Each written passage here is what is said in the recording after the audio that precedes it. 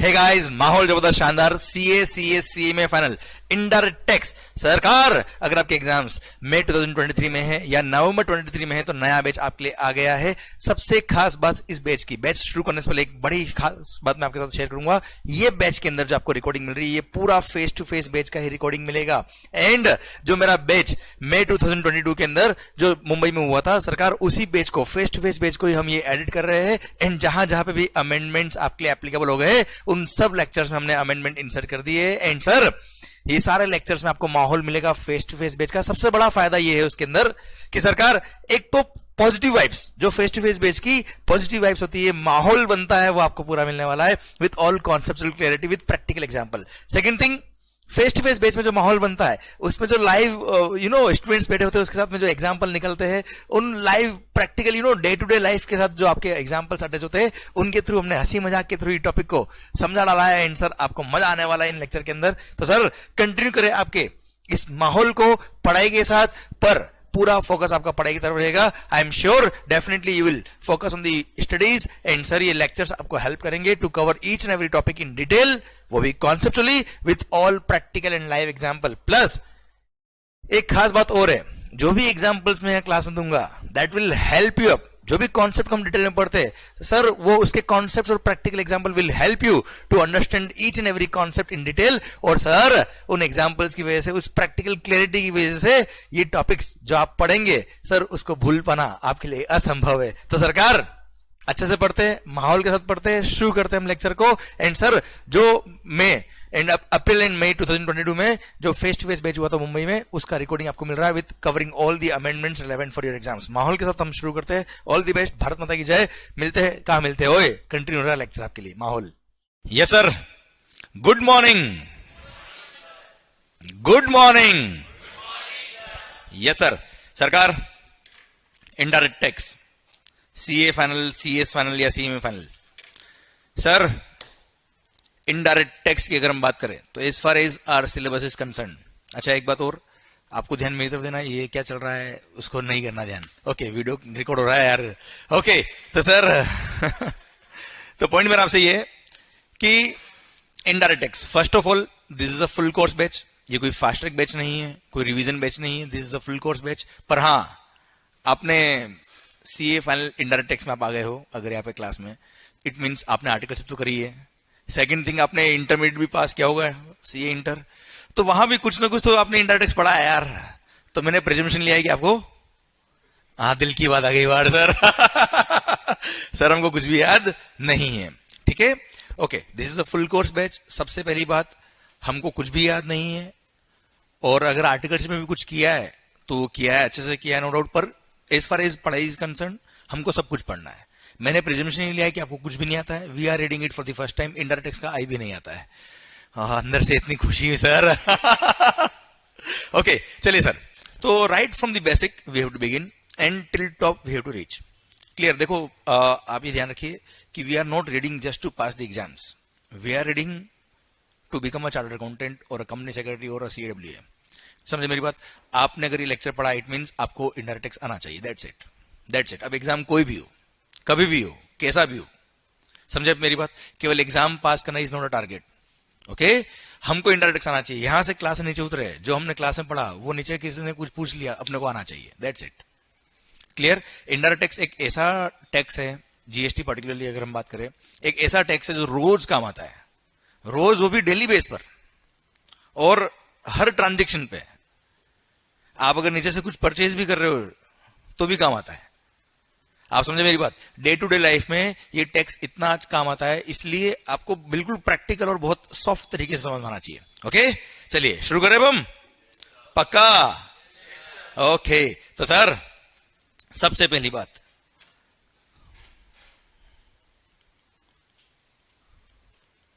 अच्छा एक बात और,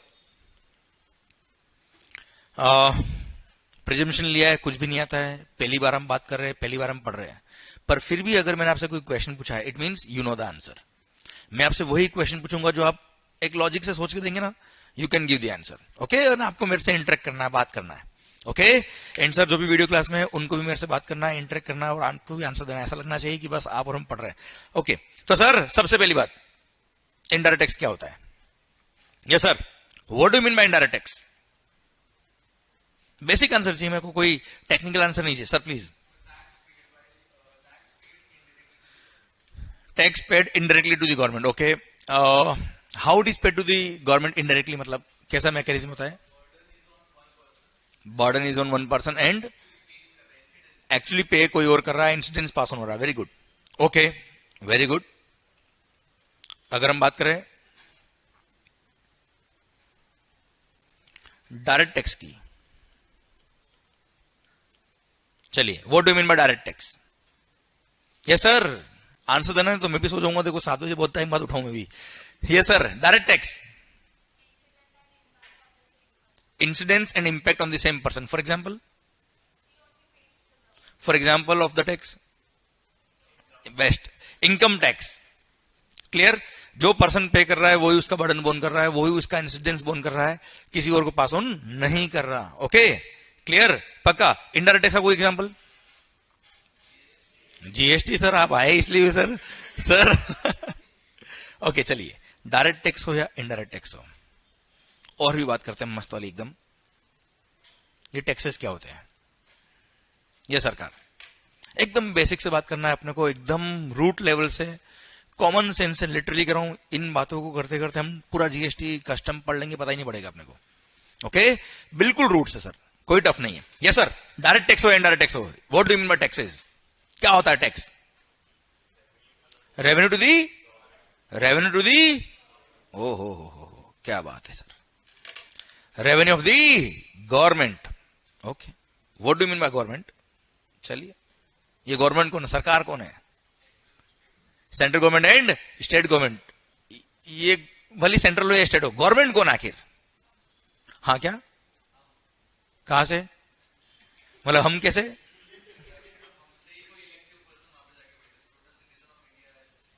मतलब we all are the government, पक्का? हम है सरकार, डेमोलिशन देख क्या है? कैसे हमें गवर्नमेंट? यस सर, इलेक्शन होते हैं, उसमें हम क्या करते हैं? वोटिंग करते हैं, और जो कैंडिडेट होते हैं उसके अंदर जो मोस्ट एजुकेटेड होते हैं, समझदार लोग होते हैं, हंसो मत होए सर, वेल मैनर्ड लोग होते हैं, उनको हम इलेक्ट करते हैं। ओके, क्यों करते हैं इलेक्ट? क्या है गवर्नमेंट, हम क्यों इस तरह से काम कर रहे हैं सर? यस सर, हम क्यों है गवर्नमेंट, कैसे हम लोग? क्योंकि इंडिया में क्या है? Yes, democracy. India is a democratic country. Presidential rule नहीं चलता है यहाँ पे कि साहब राजा ने कह दिया बात मानना है, दैट्स इट। नहीं, ऐसा नहीं। जनता जो कहेगी वो होगा। For the people, by the people and for the people. Democracy means for the people, by the people and of the people. Clear? जनता का, जनता के लिए एंड जनता के द्वारा। क्लियर? मतलब देश कौन चलाएगा? ऐसे चलाओगे? ऐसे चलाओगे? देश कौन चलाएगा? पक्का 100%। ओके, तो सर जो जनता चाहेगी वो होगा, जो हम सब चाहेंगे वो होगा, जो हम सब सोचेंगे कि ऐसा होना चाहिए वैसा होगा। क्यों? क्योंकि इंडिया में क्या है? डेमोक्रेसी। ओके, तो एक बार वापस है, गवर्नमेंट कौन? न बीजेपी, न कांग्रेस, न शिवसेना, न कोई पार्टी। ये तो क्या है? ये ग्रुप है जिसको हमने इलेक्ट किया है। क्लियर? समझा मेरी बात? तो डेमोक्रेसी मतलब हम लोग। तो सर देश कौन चला रहा है? पक्का? तो सर देश में जितने भी कानून बनते हैं कौन बनाता है? All laws are framed by we all guys. पक्का? तो सर किसी भी लॉ में अगर अमेंडमेंट करना तो कौन करेगा? मतलब इनकम टैक्स एक्ट किसने बनाया है? ओ सर क्या बात कर रहे हो सर, हम ऐसा नहीं कर सकते सर। तो पूरा जीएसटी किसने बनाया है? पक्का? सारे लॉज किसने बनाए हैं? पक्का? आवाज नहीं आ रही देखो यार सर। अब ये यहां तक अच्छा लग रहा था सर। और पता है यही सारे लॉज जो हमने बनाए हैं, एक्चुअली हमने बनाया है, हमारे लिए बनाया है, उसको हम याद कर रहे हैं, रट रहे हैं, बस समझ में नहीं आया। अरे सर आंसर आना चाहिए बस। आप समझ रहे हो मेरी बात को? सर जब तक आपको बेसिक नहीं पता है तब तक आप टॉप लेवल तक कैसे पहुंचेंगे यार हम लोग। इसलिए we have to reach till top पर कैसे हमारा बॉटम बहुत अच्छा होना चाहिए, हमारा जो बेस लाइन है वो बहुत स्ट्रांग होना चाहिए, ओके, हमारे कॉन्सेप्ट्स बहुत स्ट्रांग होना चाहिए, वहां से हमको शुरुआत करनी है, दैट इज द टारगेट। समझा मेरी बात? इसलिए मैंने आपसे कहा कि अगर आपने पहले कुछ ऑफिस में काम किया, डेफिनेटली आप सबने काम किया होगा, कुछ लोगों ने हो सकता है जीएसटी में काम नहीं भी किया होगा, और बहुत सारे सबने इंटरमीडिएट में पढ़ाई होगा सर, इंटर में आपने, पर फिर भी मैं मान के चलता हूं कुछ भी नहीं आता, we are reading for the first time, आपको इंडायरेक्ट टैक्स का आई भी नहीं आता है, क्लियर, आप जस्ट 12th पास आउट हो, इतना समझे मेरी बात? Everything we have to read, और बहुत अच्छे से, ओके। तो सर शुरू करेंगे हम, पक्का? ओके, तो सर अभी अभी हमने कहा गवर्नमेंट कौन, ऐसे ढीले ढीले बात करोगे तो सर नेता लोग खा जाएंगे हमने को, गवर्नमेंट कौन, ओके, तो सरकार। अभी अभी हमने बात करी जितने भी लॉज होंगे वो कौन फ्रेम करेगा, हम फ्रेम करेंगे, जितना भी देश के अंदर जो भी मैकेनिज्म चलता है वो कौन करेगा, हम लोग चलाएंगे। तो सर गवर्नमेंट के जो पावर्स होते हैं, गवर्नमेंट के जो पावर्स होते हैं, अब सर अगर हम गवर्नमेंट के पावर्स की बात करें तो सर आप देखिएगा, अब यार हमने ये सब बातें कर ली कि गवर्नमेंट कौन, हम, देश कौन चलाएगा, कानून कौन बनाएगा, सारे लॉज कौन फ्रेम करेगा, हम। कैसे करेंगे, कैसे करेंगे सर?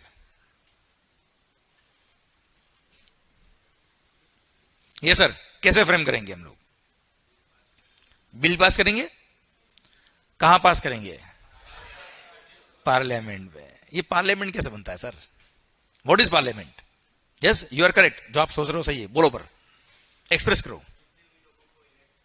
तो सर एक चीज बात कर लेते हैं हम, पूरा देश जो भी चलाएंगे हम चलाएंगे, हम कैसे चलाएंगे सर? सर सारे डिसीजन हम लोग मिलकर लेंगे। अब हम सब लोग देश के लगभग 130+ करोड़ पब्लिक कैसे डिसीजन लेंगे? तो हमने क्या किया, हमारे एरिया के, पूरे देश में, पूरे देश के जितने भी एरिया है, हर एरिया से हमने क्या किया, कुछ लोगों को जो वेल मैनर्ड, वेल एजुकेटेड, अच्छे लोग हैं, उनको हमने इलेक्ट किया, क्लियर, हमने उनको इलेक्ट किया and they will represent us, they will represent us, और अल्टीमेटली हमने क्या बनाया साहब, पार्लियामेंट, क्लियर, संसद। तो parliament is the representation of entire country. मतलब आज फॉर एग्जांपल अंधेरी मुंबई, यहां की कोई member of parliament, it means they are representing entire Andheri, clear. उन्होंने कुछ बात कही, मतलब पूरा अंधेरी वाले लोग ये कह रहे हैं बात, अरे यस या नो, समझा मेरी बात? ऐसे ही पूरे देश के हर एरिया के सर लोगों को हमने क्या किया, इलेक्ट किया, and ultimately they formed parliament. तो पार्लियामेंट क्या है, parliament is the representation of the entire country. तो सर हम कौन, मैं कनेक्ट कर रहा हूं सर बातों को, इसलिए जल्दी बोलो, हम कौन, गवर्नमेंट, गवर्नमेंट कौन, चलो गवर्नमेंट कौन, हम through parliament, we are through parliament. अच्छा, मतलब पार्लियामेंट ने कोई डिसीजन लिया, मतलब किसने लिया है, हमने लिया है। इसलिए आपने देखा होगा कोई भी बिल अगर प्रेजेंट होता है तो कहां होता है, पार्लियामेंट में होता है। पार्लियामेंट में वो जब पास होता है तब जाके वो क्या बनता है, एक्ट बनता है, प्रेसिडेंट के सिग्नेचर होते हैं सर, उसके बाद वो एक्ट होता है। जैसे आपने देखा होगा फाइनेंस बिल, फाइनेंस बिल आता है, हर साल आता है सर, कोई डाउट, फाइनेंस बिल आता है, clear, both the houses of parliament से पास होता है, क्लियर, उसके बाद प्रेसिडेंट के साइन होते हैं and then it becomes a act.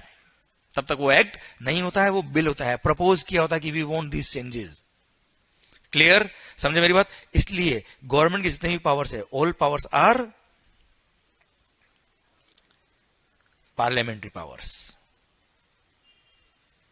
मतलब अगर आज मोदी जी चाहे या कोई भी सरकार चाहे कि ये चेंज कराए, नहीं कर सकते जब तक पार्लियामेंट से पास नहीं हो जाए, क्लियर, कोई डाउट इसमें, पक्का? तो सर गवर्नमेंट के जितने भी पावर्स है वो सारे powers are, all the powers are parliamentary powers, clear, ये क्लियर है आपको सर? 100%। आज मान लो अपने जो फाइनेंस मिनिस्टर है वो चाहे कि ये पास कर दो, तो सर डायरेक्टली क्या वो एक्ट बना सकते हैं क्या?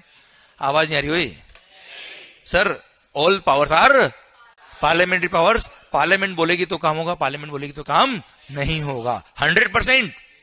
चलिए तो आप मुझे बताओ, क्या parliament all 365 days in a year, क्या पार्लियामेंट का सेशन चलता है? नहीं चलता है। कितनी बार चलता है? ओके सर, अब आपको पता है पीरियोडिकली पार्लियामेंट के सेशंस होते हैं। अरे क्लियर, अब पार्लियामेंट के सेशन होंगे on an average, 2 parliamentary session में लगभग 2 to 3 मंथ का गैप होता है साहब, एवरेज। अरे यस नो। अब सर आप मुझे बताओ, सोच बताना sir, I won't answer from everybody, okay. आप ये सोचो कि आप और मैं 2 ही जने बैठे और बात कर रहे हैं एक दूसरे से, दैट्स इट। सर मेरा पॉइंट आपसे ये है कि पार्लियामेंट के सेशन मान लो 2 दिन पहले खत्म हुआ है सर, पार्लियामेंट का सेशन अभी 2 दिन पहले ही खत्म हुआ है, and next session will come on around 2 to 3 months, जो भी शेड्यूल बनेगा उस अकॉर्डिंग। अरे यस नो। अब मेरा पॉइंट आपसे ये है, मान लो मुंबई में आज इतनी बारिश आई सर, हर तरफ पानी ही पानी। वो गाना है ना, ब्लू है पानी पानी, यहां ब्लैक है पानी पानी, सर सब तरफ पानी पानी, इतना पानी कि सर पैर रखने की जगह नहीं है और फ्लड जैसा माहौल है। और पता है आपको, इंडिया में देश का लगभग 90% से ज्यादा शुगर कहां स्टोर होता है, पता है आपको? पता है? नहीं? तो it's very easy for me to tell you. Sir जब आपको पता होता ना तो टेंशन है, नहीं पता आपको टेंशन नहीं है सर। देश का मोर देन 90% शुगर मुंबई में स्टोर होता है, मोर देन 90% शुगर मुंबई में स्टोर होता है। अब सर हर तरफ पानी, और सर उस फ्लड में शक्कर सारी घुल गई सर, पानी मीठा हो गया। समंदर का पानी मीठा हो गया सर। मेरा पॉइंट अब आपसे ये है कि सर मुंबई की लगभग सारी शक्कर खराब, more than 90% sugar of the entire India is stored in Mumbai. मान लो खराब हो गया, अब क्या करेंगे कल से? Sugar free. सोचो आप, शुगर एक ऐसी चीज है जो रोज रिक्वायर्ड है, it's a goods of daily necessity. अब मेरा पॉइंट आपसे ये है, अगर डेली बेस पर शुगर रिक्वायर्ड है, सप्लाई बिल्कुल खत्म, हूं तो करो कम से कम, हाँ बोलने में जोर आता, हूं तो कर दो। सर पॉइंट मेरा आपसे ये है, देश का मोर देन 90% शक्कर खराब हो गया, डिमांड उतना का उतना, सप्लाई एकदम कम हो गया, क्या होगा मुझे बताओ आप? प्राइसेस इन्फ्लेट हो जाएगी सर, यस या नो? अब अगर शुगर जैसी गुड्स की प्राइसेस इतनी हाइक हो जाए तो सर कांग्रेस वाले तो कह देंगे सर मोदी जी ने शक्कर बढ़ाई है प्राइस। अरे यस या नो? समझे आप मेरी बात? तो सर ये तो बड़ा ही प्रॉब्लम हो जाएगा सर। इन्फ्लेशन रेट का सोचो क्या होगा सर। अरे यस या नो? अब सर ऐसी सिचुएशन में गवर्नमेंट को क्या करना चाहिए, सोच के देखो। अब आप देश का लगभग सारा शक्कर खराब हो गया, पर कंजम्पशन के लिए डेली रिक्वायर्ड है। अब सर ऐसा तो नहीं मोदी जी एकदम जोश भरा भाषण देंगे कि मेरे प्यारे किसान भाइयों, हमें देश में शक्कर चाहिए, आप जाइए अपने फार्म पे शुगर केन प्रोड्यूस करिए और कल मेरे को देश के अंदर शक्कर चाहिए। मिल जाएगी? मिल जाएगी? पॉसिबल ही नहीं है सर। शुगर केन प्रोड्यूस होगा, सीजनल है, ये प्रोड्यूस होगा, देन फैक्ट्रीज में जाएगा, कट होगा, शुगर केन जूस बनेगा, उसको सुखा के फिर शक्कर बनाएंगे, प्रोसेस है सर, टाइम लगेगा इसमें। तो तब तक क्या? अब आप सोचिए, देश का लगभग लोग सारा शक्कर खराब खत्म हो गया, नया प्रोडक्शन होने में टाइम लगेगा, तब तक के लिए क्या करें आप सोच के देखिए। यस, क्या करेंगे सर? इंपोर्ट करेंगे। तो सर उस पर्टिकुलर मोमेंट पर government should promote the import of sugar. अब इंपोर्ट ऑफ शुगर को अगर प्रमोट करना है तो क्या करे? उस पर हैवी कस्टम्स लगा दे, या कस्टम्स एग्जाम कर दे, कम कर दे, कम कर दे, एग्जाम कर दे? अरे यस या नो? अच्छा, कस्टम्स पर अगर रेट ऑफ कस्टम्स कम करना है या उसको एग्जाम करना है, मतलब लॉ के अंदर क्या करना है? चेंज करना है, अमेंडमेंट करना है सर। अरे यस या नो? और लॉ के अंदर अमेंडमेंट कौन कर सकता है सर? पार्लियामेंट का सेशन कब खत्म हुआ है? तो अब क्या करेंगे? अब क्या करेंगे? इमरजेंसी बुलाएंगे। नायक मूवी सबने देख रही कि सर मेरे को कल हर मेंबर ऑफ पार्लियामेंट यहां चाहिए दिन में 2 बजे, भले उड़ के आए, तैर के आए, चढ़ के आए, ऐसा ऐसा sir her member of parliament क्या फ्री है क्या? केवल 5 साल मिले उनको करप्शन काम करने के लिए, सॉरी सर। अब मेरा पॉइंट आपसे ये है कि पार्लियामेंट का सेशन खत्म हुआ है 2 दिन पहले। अब लॉ में चेंज करना भी बहुत इमरजेंसी है सर। अगर 2-3 महीने वेट कर लिया, खत्म, चाय में नमक डाल के पीना पड़ेगा सर। अरे हाँ है ना। इसलिए ऐसी सिचुएशंस को टेकअप करने के लिए हमने जब लॉ बनाए, सारे कानून हमने बनाए सर, तो हमने क्या किया, कुछ पावर्स गवर्नमेंट को डेलीगेट कर दिए। उनको बोलते हैं डेलीगेटेड पावर्स। हमने सेक्शन नंबर 11 बना दिया जीएसटी के अंदर कि government has the power to grant exemption to any of the goods और सर्विसेज। हमने सेक्शन नंबर 25 बनाया कस्टम्स एक्ट में कि government has the power to grant exemption to any of the goods और सर्विसेज। हमने सर सेक्शन नंबर 5A बनाया था excise के अंदर। सर हमने हर एक्ट के अंदर कई सारे इस तरह के सेक्शन बनाए। आपने भी अब तक कई सारे सेक्शंस पढ़े होंगे। आपने सर इनकम टैक्स एक्ट पढ़ा होगा, उसमें लिखा होगा गवर्नमेंट हैज द पावर। आपने कई सारे सेक्शन पढ़े होंगे, सीबीडीटी हैज द पावर। आपने कई सारे कंपनीज एक्ट में पढ़ा होगा, बोर्ड हैज द पावर। अरे यस या नो? वो पावर हमने दी है। हर सेक्शन में नहीं होगा sir, every section does not have this power. अरे आप एग्री कर रहे हो कि नहीं? पक्का 100%? यस। तो सर इस तरह के कुछ सेक्शन हमने हर एक्ट में बनाए और हमने कुछ पावर्स जहां हमको लगता था कि नहीं यार पार्लियामेंट अगर नहीं भी है तो भी ये अमेंडमेंट हो जाए, ये चेंज हो जाए, सो दैट देश के अंदर काम नहीं रुके, हमने कुछ पावर क्या कर दिया भाई? क्या कर दिया मालिक? डेलीगेट कर दिए। क्लियर? इसलिए आपने देखा होगा कि सर साल में बजट तो एक बार ही आता है, फाइनेंस बिल तो एक बार ही पास होता है, पर फिर भी साल भर अमेंडमेंट होते रहते हैं। होते हैं कि नहीं होते हैं? कैसे होते हैं? डेलीगेटेड पावर्स के थ्रू होते हैं वो। आप समझ में आ रही बात मेरी? पक्का बच्चों? क्लियर? अब सर ये डेलीगेटेड पावर का सिस्टम जो हमने इंट्रोड्यूस किया, क्लियर? और सर इसकी वजह से लॉ आपने देखा होगा सर फ्रिक्वेंटली चेंज होता रहता है। आपने जीएसटी जब से आया है तब से आपने देखा होगा कई सारे अमेंडमेंट हो जा रहे हैं सर। वो कहां से होते हैं सर?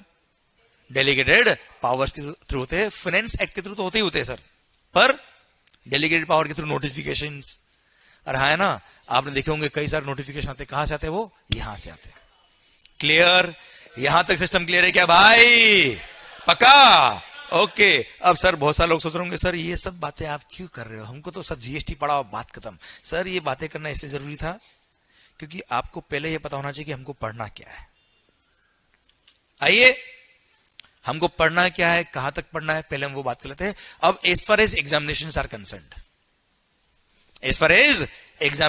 कंसर्न्ड, आईसीआई की पॉलिसी है, आईसीएसआई हो या सीएमए हो, इन सब का पॉलिसी है कि मंथ ऑफ द एग्जाम से 6 मंथ पहले तक के अमेंडमेंट्स होते हैं जो एप्लीकेबल हो गए, प्रपोज नहीं भाई, एप्लीकेबल जो पास हो गए, क्लियर?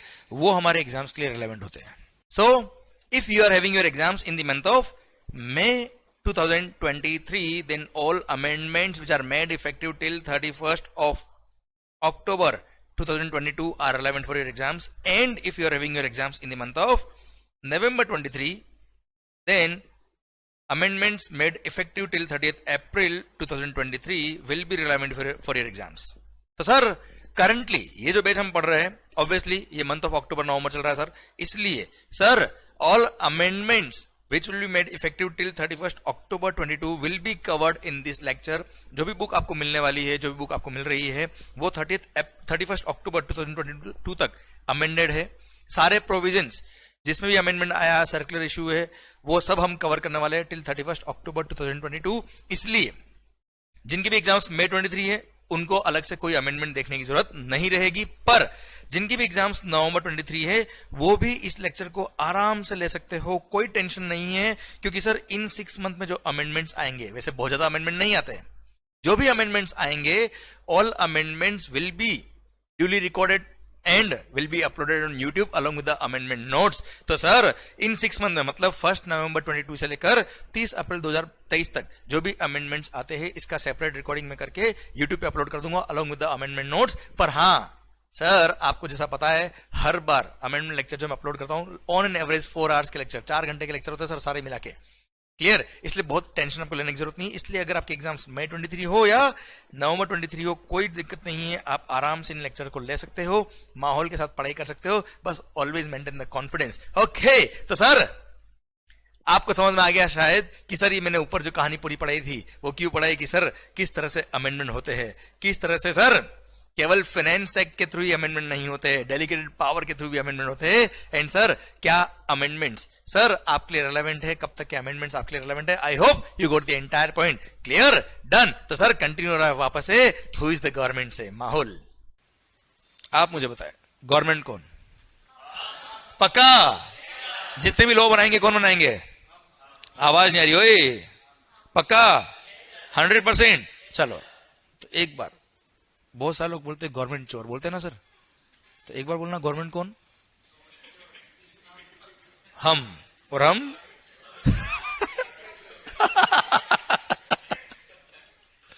ओके तो सर ध्यान दीजिएगा, गवर्नमेंट चोर नहीं है। हाँ कुछ लोग हो सकते हैं जो काम अच्छे से नहीं कर रहे, ईमानदारी से नहीं कर रहे, वो हो सकता है, अदरवाइज गवर्नमेंट कौन?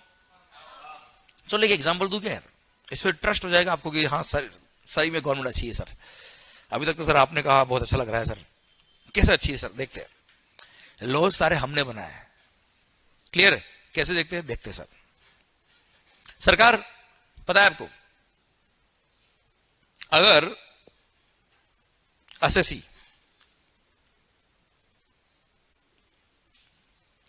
एसएससी में एक ऑन एन एवरेज बात कर रहा हूं, अभी मैंने जीएसटी शुरू नहीं किया मालिक, ऑन एन एवरेज अगर कोई एसएससी टैक्स पे करने में लेट हो जाता है, if he delays in making payment of tax, तो क्या करेंगे? गोली छोड़ा दो, ऐसा फांसी? तो देखो पेनल्टी लगता है कोई ऑफेंस किया तो, लेट करने में क्या लगेगा? इंटरेस्ट। पता है आपको, अगर कोई एसएससी टैक्स पे करने में लेट हो रहा है, भले वो जीएसटी हो या कोई भी टैक्स हो, तो sir he will have to pay the interest. और मैं जीएसटी की बात करता हूं हमसे, अगर एसएससी लेट करता है, एक दिन भी उसने लेट किया है, तो rate of interest is 18% per annum. Generally बता रहा हूं अभी, ओवरऑल मोटा मोटी कितना मालिक? 18% पर एनम। अरे क्लियर? ओके। और पता है अगर कभी मान लो हमने एक्स्ट्रा टैक्स पे कर दिया, या किसी वजह से हमारा अमाउंट ऑफ टैक्स रिफंडेबल आ रहा है, क्या रहा मालिक? तो रिफंड कौन देगा मालिक? और गवर्नमेंट रिफंड देने में अगर पता है, if government delays the refund, पहली बात तो गवर्नमेंट को टाइम दिया है 60 डेज का, जीएसटी की बात करूं आपसे, 60 डेज में जिसने रिफंड अप्लाई किया है, इफ ही इज एलिजिबल, तो उसके अकाउंट में क्रेडिट हो जाना चाहिए with in 60 days. With in 60 days उसके अकाउंट में अमाउंट क्रेडिट हो जाना चाहिए साहब। और अगर बियॉन्ड 60 डेज गवर्नमेंट ने अगर पेमेंट नहीं किया, तो they are liable to pay the, and you know what is the rate of interest? 6% per annum.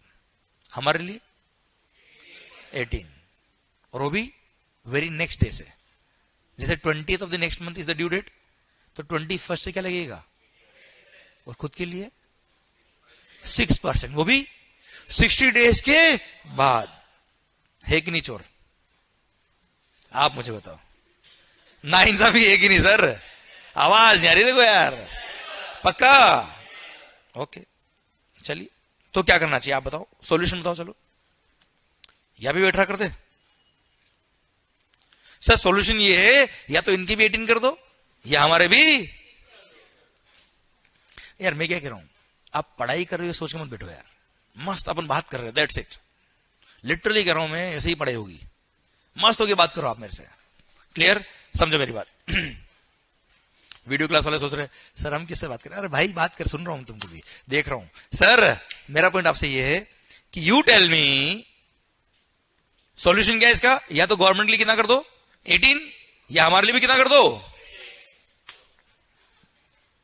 चलिए अगर हमारे लिए 6% पर एनम कर दिया तो सोचते क्या होगा? अब थोड़ा सोचते आगे। अगर हमारे लिए 6% पर एनम कर दिया तो एसएससी को अगर टैक्स पे करने पर, टैक्स लेट पे करने पर 6% पर एनम ही इंटरेस्ट देना पड़ रहा है अगर, तो वो क्या करेगा? लेट ही पे करेगा ना सर। अगर बैंक से लोन लेने जाएगा तो 15%, बिजनेस लोन की बात करें हम 12%, 13%, 15%, और वो भी क्यूमुलेटिवली, फ्री प्रोसेसिंग चार्ज अलग, डॉक्यूमेंटेशन चार्ज अलग, फिर उसको सर प्रॉपर्टी सिक्योरिटी देनी है, सब काम करना पड़ेगा सर। इधर तो अनसिक्योर्ड लोन, कोई लोन कोई टेंशन नहीं है सर। अरे हाँ है ना, आप समझे मेरी बात। मान लो कोई एसएससी है जिसको मंथली 20 लाख रुपए टैक्स पे करना होता है, वो 2 महीने टैक्स पे नहीं करे, 40 लाख का उसको लोन मिल गया सर, वर्किंग कैपिटल लोन, वो भी विदाउट एनी प्रोसेसिंग फीस। किसी को अप्लाई नहीं करना है, कोई प्रोजेक्ट रिपोर्ट नहीं बनवानी सर, किसी को फीस नहीं देनी है, और रेट ऑफ इंटरेस्ट वो तो सर 6% उधर देगा गवर्नमेंट को, इधर 8% किसी और को दे देगा सर, कि तू ले ले पैसे, कोई बात नहीं। अरे हाँ है ना भाई, क्लियर? आप मुझे बताओ, अगर मार्केट में rate of interest business loan पर 12%, 18%, 15% चल रहा है, तो क्या गवर्नमेंट को हमारे लिए 6% करना चाहिए? आवाज नहीं आ रही, देखो यार, तो बताओ 18% सही है कि नहीं है? आवाज नहीं आ रही ओए, मतलब सर 18% बिल्कुल सही है। ठीक है सर, तो हमारे लिए 18 रखो, पर इनके लिए भी आवाज नहीं आ रही, देखो यार 18 कर दे इनके लिए भी। सोचो अगर गवर्नमेंट का रिफंड देने में अगर गवर्नमेंट लेट होती है और उनके लिए रेट ऑफ इंटरेस्ट 18% कर दे, तो हर एसएससी क्या करेगा? एक्स्ट्रा पे करेगा सर इधर वो रिफंड के लिए अप्लाई ही नहीं करेगा, या अप्लाई करेगा तो भी ऑफिसर बोलेगा रिफंड आपका आ गया, नहीं अभी नहीं चाहिए, थोड़े दिन रखो आप आपने यू टेल मी, 18% भाई सोर्स ऑफ इनकम हो गई उनके तो। आज एफडी पे रेट ऑफ इंटरेस्ट की 6% भी नहीं है। अरे हाँ है ना, यू टेल मी, क्या 18 होना चाहिए? आवाज नहीं आ रही भाई, कितना होना चाहिए? सही है, सही है, पक्का? हमारे लिए, उनके लिए सही है ही गलत है? 5 मिनट पहले आप कह रहे थे गवर्नमेंट, आप समझ रहे हो मैं क्या कहना चाह रहा हूं सर? अगर ये बात मैंने आपको नहीं शेयर करी थी, ये 5 मिनट जो डिस्कशन मैंने किया आपसे, हम सबने मिलकर अगर ये सोचा नहीं होता कि आखिर ऐसा क्यों, तो जिंदगी भर गवर्नमेंट को गाली देके ये सेक्शन याद करते हैं जो हो रहा है। आप समझना मैं क्या कहना चाह रहा हूं सर आपसे। हम जिंदगी भर क्या करते सर? सर गवर्नमेंट चोर, गवर्नमेंट चोर, 2-3 लोग तो पता नहीं क्या क्या और बोल देते सर यू टेल मी, सही है कि नहीं है बताओ मुझे आप, बस। तो वो हमको समझना है सर। सर क्या है सबको पता, क्यों है ये अगर समझ में आ गया ना सर, तो this is the difference between accountant and chartered accountant. समझ रहे मेरी बात आप? This is what is required, this is what is required, और मैं कोशिश करूंगा वहां तक हम पहुंच जाए, हर सेक्शन को लेके, हर बात को लेके। वो अगर आप पहुंच गए ना सर, फिर आप देखो अमेंडमेंट भी होता है ना अगर, तो आपको समझ में आएगा आखिर ये क्यों हो रहा है, कैसे हो रहा है, इंडस्ट्री की रिक्वायरमेंट क्या थी। आप समझ रहे हो मेरी बात? सर अगर कभी रेट ऑफ इंटरेस्ट 18 से मान लो सर 15 हो गई या 20 हो गई, तो आपको आइडिया रहेगा कि हाँ यार 20 या 18 क्यों हुआ या 15 क्यों हुआ है। यहां अगर 6% है और 6 से अगर 5 हो गया, तो आपको लगेगा नहीं यार एफडी पे रेट ऑफ इंटरेस्ट 5% हो गया 80 तारीख में, तो यहां 6 तो गलत था सर। अरे हाँ है ना मेरी बात, समझ रहे हो आप? क्योंकि गवर्नमेंट कौन है? आवाज नहीं आ रही ओए, गवर्नमेंट के प्रोविजंस गलत नहीं है सर। हाँ कुछ ऑफिसर्स होंगे जो गलत होंगे सर, गवर्नमेंट चोर नहीं है। समझे आप मेरी बात? दैट्स द स्पिरिट जिससे हमको पढ़ना है। क्लियर? तो शुरू करें क्या इनडायरेक्ट टैक्स? पक्का 100%। तो गवर्नमेंट कौन? आवाज नहीं आ रही ओए, गवर्नमेंट कौन? Okay, taxes are the revenue of the. Tax pay कौन करता है सर? भले डायरेक्ट टैक्स हो या इनडायरेक्ट टैक्स हो, पे कौन करता है? हम लोग पे कर रहे हैं, हम लोग पे कर रहे हैं, पूरे देश के लोग मिलकर पे कर रहे हैं सर। किसको पे कर रहे हैं? गवर्नमेंट कौन? कौन पे कर रहा? कौन पे कर रहा? किसको पे कर रहे हैं? कुछ समझ में आ रहा है sir? Taxes are a kind of mutual fund जो हम सब लोग मिलकर क्या कर रहे हैं? इकट्ठा कर रहे हैं. Clear? And we all will use this fund to run the country. अभी हमने बोला ना, देश कौन चलाएगा सर? कैसे चलाएंगे सर? अगर मान लो यस फंड चाहिए, फंड कहां से आएगा? आज रोड बनानी है, अगर रोड कहां से बनेगी सर? यस. सिक्योरिटी के लिए पुलिस चाहिए, आर्मी चाहिए, कहां से आएगा? Yes sir. That's what is the requirement of the taxes. समझे आप मेरी बात? पूरी गवर्नमेंट मशीनरी को रन करने के लिए वी नीड द रेवेन्यू. और रेवेन्यू कहां से आएगा सर? हम लोग ही कलेक्ट करेंगे. समझे आप मेरी बात? क्लियर? अब वो फंड को कलेक्ट करने के लिए दो मैकेनिज्म है, एक है डायरेक्ट टैक्स, एक है इनडायरेक्ट टैक्स. अब सर डायरेक्ट टैक्स आपको पता है कि जो पर्सन पे कर रहा है वही बोन कर रहा है. Income tax for example, sir जो ज्यादा अमीर होगा वो ज्यादा टैक्स पे करेगा, जो गरीब होगा वो कम टैक्स पे करेगा. क्लियर? समझा? अब मेरा पॉइंट आपसे ये है, इनडायरेक्ट टैक्स एक ऐसा टैक्स है सर जो हर गुड्स पे लगाया गया है, हर सर्विस पे लगाया गया है. अब सर अमीर होगा तो सर भारी चीजें खरीदेगा, परचेज करेगा, तो उसको टैक्स लगाना पड़ेगा सर. अगर सर गरीब आदमी होगा, कम प्राइस की गुड्स खरीदेगा, उसको कम टैक्स पे करना होगा सर. हाँ है ना? तो this is directly on the goods और सर्विसेज. जो भी आप गुड्स और सर्विसेज कंज्यूम करेंगे, परचेज करेंगे, उस पर आपको टैक्स पे करना है और ultimately it will go to the government. हाँ है ना? अब आप मुझे बताओ सर, एंड कंज्यूमर जो गुड्स खरीद रहा है और अल्टीमेटली कंज्यूम कर रहा है, वो टैक्स पे करेगा? Is it possible for the government to go to each and every house and collect the tax from the each and every consumer? आवाज नहीं आ रही हुई? नहीं. तो उन्होंने क्या किया? मैकेनिज्म बनाया. एक काम करो सर, जो सप्लायर है, जो गुड्स या सर्विसेज को बेच रहा है, उसको बोल दो कि भाई हम टैक्स तुमसे लेंगे, तुम अपने कस्टमर से ले लेना सर. हाँ है ना? दैट विल बी इजियर ना. आज जैसे हमने आपको सर्विसेज प्रोवाइड करी, तो we will collect the tax from you and we will pay to the government. That is more easier than to collect directly from you all guys. Yes और no? समझे मेरी बात? That's why mechanism to charge the goods and services is indirect tax, जिसमें pay कोई और कर रहा है और अल्टीमेटली बोन कोई और कर रहा है. समझा मेरी बात? इनकम टैक्स में अमाउंट सब्सटेंशियल होता है, 2.5 लाख तक तो टैक्स है ही नहीं, उससे ऊपर ही टैक्स लगता है सर. अरे यस है नो? और जिसका इनकम 5 लाख तक है उस पर तो टैक्स है भी नहीं वैसे भी. क्लियर? बस इतना ही आता मेरे को इनकम टैक्स में. क्लियर? ओके. तो सर ये बात है क्लियर है आपको सर? आवाज नहीं आ रही? ओए पक्का टैक्सेस कौन पे कर रहा है? हम. किसको? तो सर हम क्या हम कानून गलत बनाएंगे, लॉ गलत बनाएंगे? लॉ किसने बनाए, किसके लिए बनाए? Yes, that's it. That's what the spirit should be जब हम पढ़ाई करें तब. ओके? और पढ़ाई को बढ़ने के नहीं पढ़ना अपने को, आराम से मस्त होकर हले हले पढ़ेंगे. Okay sir? चलिए सर शुरू करते हैं हम बात इनडायरेक्ट टैक्स को लेकर. Sir indirect tax, as far as your syllabus is concern,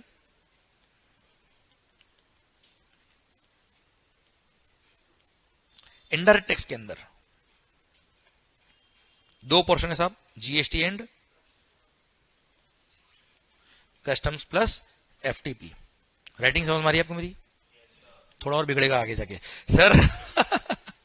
okay sir, मेरा पॉइंट आपसे ये है, जीएसटी की अगर हम बात करें, अच्छा indirect tax 100 marks, paper 100 marks का सब, इसमें 75 मार्क्स का पोर्शन होता है जीएसटी का, 25 मार्क्स का पोर्शन होता है customs plus foreign trade policy का सर, एफटीपी. ओके? तो सर शुरुआत किससे करें ये बताओ आप? तो शुरुआत किससे करें, क्या पढ़े, जीएसटी या कस्टम्स? देश में सर सबसे डिमांडिंग पोजीशन जो आज की तारीख में है, कोई टैक्स की है तो वो क्या है? तो सर शुरू करें क्या जीएसटी? ऐसे धीरे धीरे बोलोगे तो मैं भी धीरे धीरे शुरू करूंगा. अरे शुरू करें क्या जीएसटी? पक्का? Okay. Goods and services tax. Okay. एक और चीज जो भी मैं यहां लिखूंगा ना sir, at the end of the lecture हम क्या करेंगे, I will give you time to have a click of this slide. उससे क्या होगा कि यहां लिखने का टाइम आपको खराब नहीं होगा, एंड जो आपने क्लिक किया उसको घर जाके जब भी आप रिवीजन करोगे तो उसमें नोट कर लेना आप, तो अपना टाइम बचेगा, इफेक्टिवली पढ़ाई अच्छी होगी यहाँ पे. Okay sir? ठीक है मालिक. ओके. तो सरकार गुड्स एंड सर्विसेज टैक्स 1 जुलाई 2017 से 1 जीएसटी आया. पहले क्या था सर?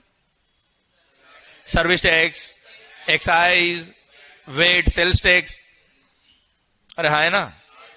ऐसा क्या हो गया जो ये टैक्स की रिक्वायरमेंट आई जीएसटी? मतलब ऐसा कहा जाता है कि इंडिपेंडेंट इंडिया का सबसे बड़ा इकोनॉमिक रिफॉर्म कोई है तो वो है GST. What was the requirement? ऐसा क्या हो गया जो जीएसटी लाना पड़ गया? व्हाट वाज द हर्डल्स, तकलीफ क्या थी साहब, परेशानी क्या थी? कंप्लायंस बर्डन बहुत ज्यादा था, कैस्केड इफेक्ट था, मल्टीपल टैक्सेशन था, one nation one tax one market. तो ये सब क्या हमने सुना हुआ है, बातें करी हुई, अब देख लेते हैं होता क्या है। नहीं नहीं, एक्चुअली देख लेते हैं। Clear sir? तो सबसे पहले बिफोर बिगिनिंग द जीएसटी हम वो बात करेंगे आखिर जीएसटी क्यों आया और जीएसटी कैसे आया। तो अगला जो मैं पॉइंट बताने वाला हूं आपको सर, दैट्स वेरी इंपॉर्टेंट। ये मत समझना कि एक्साइज पढ़ा रहा है मंगल, तो दैट इज वेरी रिलेवेंट, और वहां से मैं कनेक्ट कर दूंगा जीएसटी, क्योंकि आपको बिल्कुल रूट अगर पता पड़ गया ना सर, माहौल बनने वाला है। ओके, तो सर बात शुरू करते हैं हम कि आखिर जब जीएसटी नहीं था, जब जीएसटी नहीं था तब क्या था। क्लियर? चलिए सर, मान लो I am a manufacturer of this pen. Clear? चलिए मार्कर है इधर, हाँ है। Okay, I am a manufacturer of this marker. पूरी लेक्चर इस मार्कर पे खत्म हो जाएगा सर अपना। Okay, I am a manufacturer of this brand name Mangal. Okay sir, अब ये मार्कर अगर मैं मैन्युफैक्चर करता हूं, अब मैं मैन्युफैक्चर हूं तो यार ओके सर,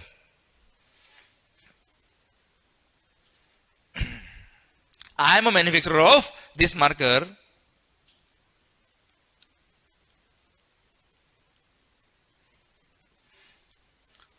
मैंने इसको मैन्युफैक्चर करने के लिए रॉ मटेरियल परचेज किया होगा सर, कई सारे raw material, input, input service, capital goods purchase किए होंगे सर मैंने। मान लो मैंने इनपुट्स वगैरह परचेज किए कितने में, 100 में। मैंने क्या कहा, जब हाँ बोलने की इच्छा नहीं तो हूं कर दिया करो, इतना है वही चलेगा, पर कुछ तो आना चाहिए सर ओके, मैंने इनपुट परचेज किया कितने में, 100 में। अच्छा, एक्साइज था, अभी बात चल रही किसकी, excise, and excise was levied on manufacturer of goods. मैंने इनपुट परचेज किया कहां से, डायरेक्ट मैन्युफैक्चरर से सर। ओके, उन्होंने इस बिल पे क्या चार्ज किया, excise duty. Suppose rate of tax was 10%, total 110। Clear? Okay sir, ये मेरा परचेज इनवॉइस है सर। जब मैंने ये इनपुट परचेज किया होगा, इससे मैं मैन्युफैक्चर करूंगा क्या, मेरा output goods which is marker, marker बना रहा हूं मैं, आई एम अ मैन्युफैक्चरर। अगेन जब इसको सेल करूंगा, मैन्युफैक्चर किया है सिंस मैंने, इसलिए इस पे क्या लगने वाला है, एक्साइज। परचेज पे ऑलरेडी क्या पे किया मैंने, एक्साइज। सेल पे वापस क्या लग रहा है सर, एक्साइज। तो जो परचेज पे टैक्स पे किया है वो अल्टीमेटली मेरी कॉस्ट का पार्ट बन रहा है सर, और कॉस्ट का पार्ट बनेगा तो अल्टीमेटली इसकी सेल प्राइस में वो इंक्लूड होगा, और इसकी सेल प्राइस में वापस से टैक्स लगने वाला है सर। तो सर जो परचेज पे टैक्स पे किया उसका क्या मिलना चाहिए, क्रेडिट। तो पहले बोलते थे इसको सैनवेट क्रेडिट, तो मैंने सैनवेट क्रेडिट अवेल कर लिया। कितने का मालिक, 10 का। आउट ऑफ 110 मैंने 10 का क्रेडिट ले लिया। अवेल क्या मतलब, लिया अभी मैंने, अवेल क्या है, now it is available for me. Clear? Okay, out of 110 अगर 10 का मेरे को क्रेडिट मिल गया तो मेरी कॉस्ट कितनी होगी मालिक, 100। क्लियर? अब मैंने अपने एक्सपेंसेस किए होंगे, अपना मार्जिन ऐड किया होगा, अपने सर फैक्ट्री चलाई तो बहुत सारे ओवरहेड्स वगैरह हुए होंगे, वो सब मैंने ऐड किया, उसको बोलते हैं वैल्यू एडिशन। मान लो वो था ₹40, इसमें मेरा मार्जिन भी आ गया, प्रॉफिट मार्जिन वगैरह सब कुछ आ गया सर। क्लियर? ओके, मेरा सेल प्राइस कितना होगा मालिक, 140 सर। क्लियर? अब 140 में बन गया क्या, आउटपुट गुड्स। क्लियर? अब 140 में जब आउटपुट गुड्स मैं बेचूंगा, अगेन क्या लगने वाला है इस पे, suppose rate of tax is 10%, again कितना हो sir, total 154। Okay, indirect tax है, मैंने कस्टमर को ये बिल बनाया 154 का, उनसे मैंने 154 ले लिया, इसमें से 14 क्या है, एक्साइज किसका रेवेन्यू है, क्या मेरा रेवेन्यू है, किसको पे करना है मेरे को, गवर्नमेंट को। मैंने आपसे कलेक्ट किया, गवर्नमेंट को पे करूंगा। कैसे पे करूंगा सर, जब 14 पे करने जाऊंगा तब मैंने 10 रुपये तो ऑलरेडी पे किया हुआ है, जिसका मैंने क्या लिया था सर, सैनवेट क्रेडिट। वो क्रेडिट को मैं क्या कर लूंगा, यूज कर लूंगा, that was available for me ना। तो मैंने 10 का क्रेडिट यूज कर लिया, CENVAT credit used. Sir balance कितना बचा मालिक, 4। ये 4 में क्या कर दूंगा, पे कर दूंगा। क्लियर? तो अल्टीमेटली गवर्नमेंट को कितना मिल गया सर, आवाज नहीं आ रही हो रही, पक्का? क्लियर? कस्टमर से कितना गया है, कस्टमर की पॉकेट से कितना टैक्स गया है, गवर्नमेंट को कितना गया है, क्लियर? पक्का? This is how excise was running. Okay sir, पक्का? चलिए, अब मेरा क्वेश्चन आपसे ये कि अगर मान लो अगर मान लो ये क्रेडिट का सिस्टम नहीं होता, ये तो 10 का क्रेडिट मिला ना सर, ये अगर नहीं होता तो क्या होता, देख लेते वो भी। अगर ये 10 का क्रेडिट नहीं होता तो क्या होता सरकार? मैंने इनपुट परचेज किया 100 में, एक्साइज ड्यूटी पे किया कितने में? 10, टोटल 110, ये मेरा परचेज इनवॉइस सर। क्रेडिट डब्बा 0, कुछ भी नहीं है sir. Cost, value addition 40, total 150 sir. ये मेरा आउटपुट गुड्स बन गया। इस पे क्या लगेगा सरकार? एक्साइज, अगेन 10% कितना होता सर? 15, टोटल। ये मेरा सेल इनवॉइस बन गया। 15 रुपये क्या है इसमें? 15 रुपये क्या है? एक्साइज। आपसे लिया, किसको पे करूंगा? गवर्नमेंट को पे करूंगा। कैसे पे करूंगा? क्रेडिट तो कुछ है ही नहीं, पूरा पूरा 15 क्या करूंगा? गवर्नमेंट को पेमेंट कर दूंगा।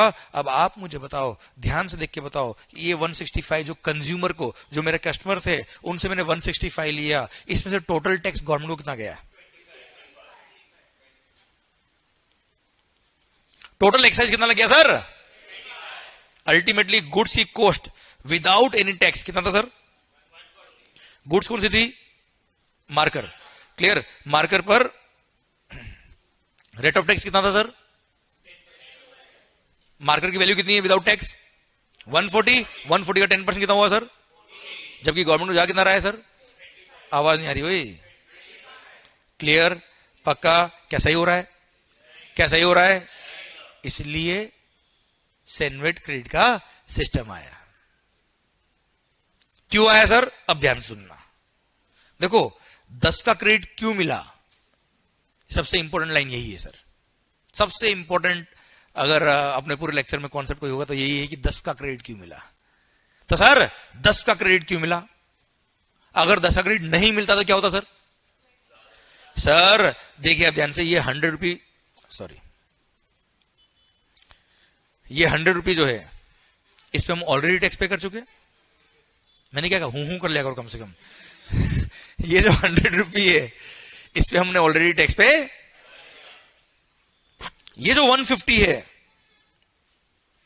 इसमें 100 ऑलरेडी इंक्लूडेड है और वापस से पूरे 150 पे टैक्स लग रहा है। इट मींस 100 पे और वापस से टैक्स लग रहा है सर। अच्छा ये तो मैंने 2 स्टेप बताई है। मान लो इस रॉ मटेरियल का, इस इनपुट का एक इनपुट और होता तो क्या होता सर? 3 बार टैक्स। एक और होता तो, इसलिए this is called multiple taxation. क्या कहते हैं सर इसको हम? डबल टैक्सेशन कहना is a small word. Multiple taxation includes multiple taxes. समझा मेरी बात मेरी आप? क्लियर? सर अगर ये 10 का क्रेडिट नहीं मिलता तो क्या होता सर? मल्टीपल टैक्सेशन होता। क्या होता sir?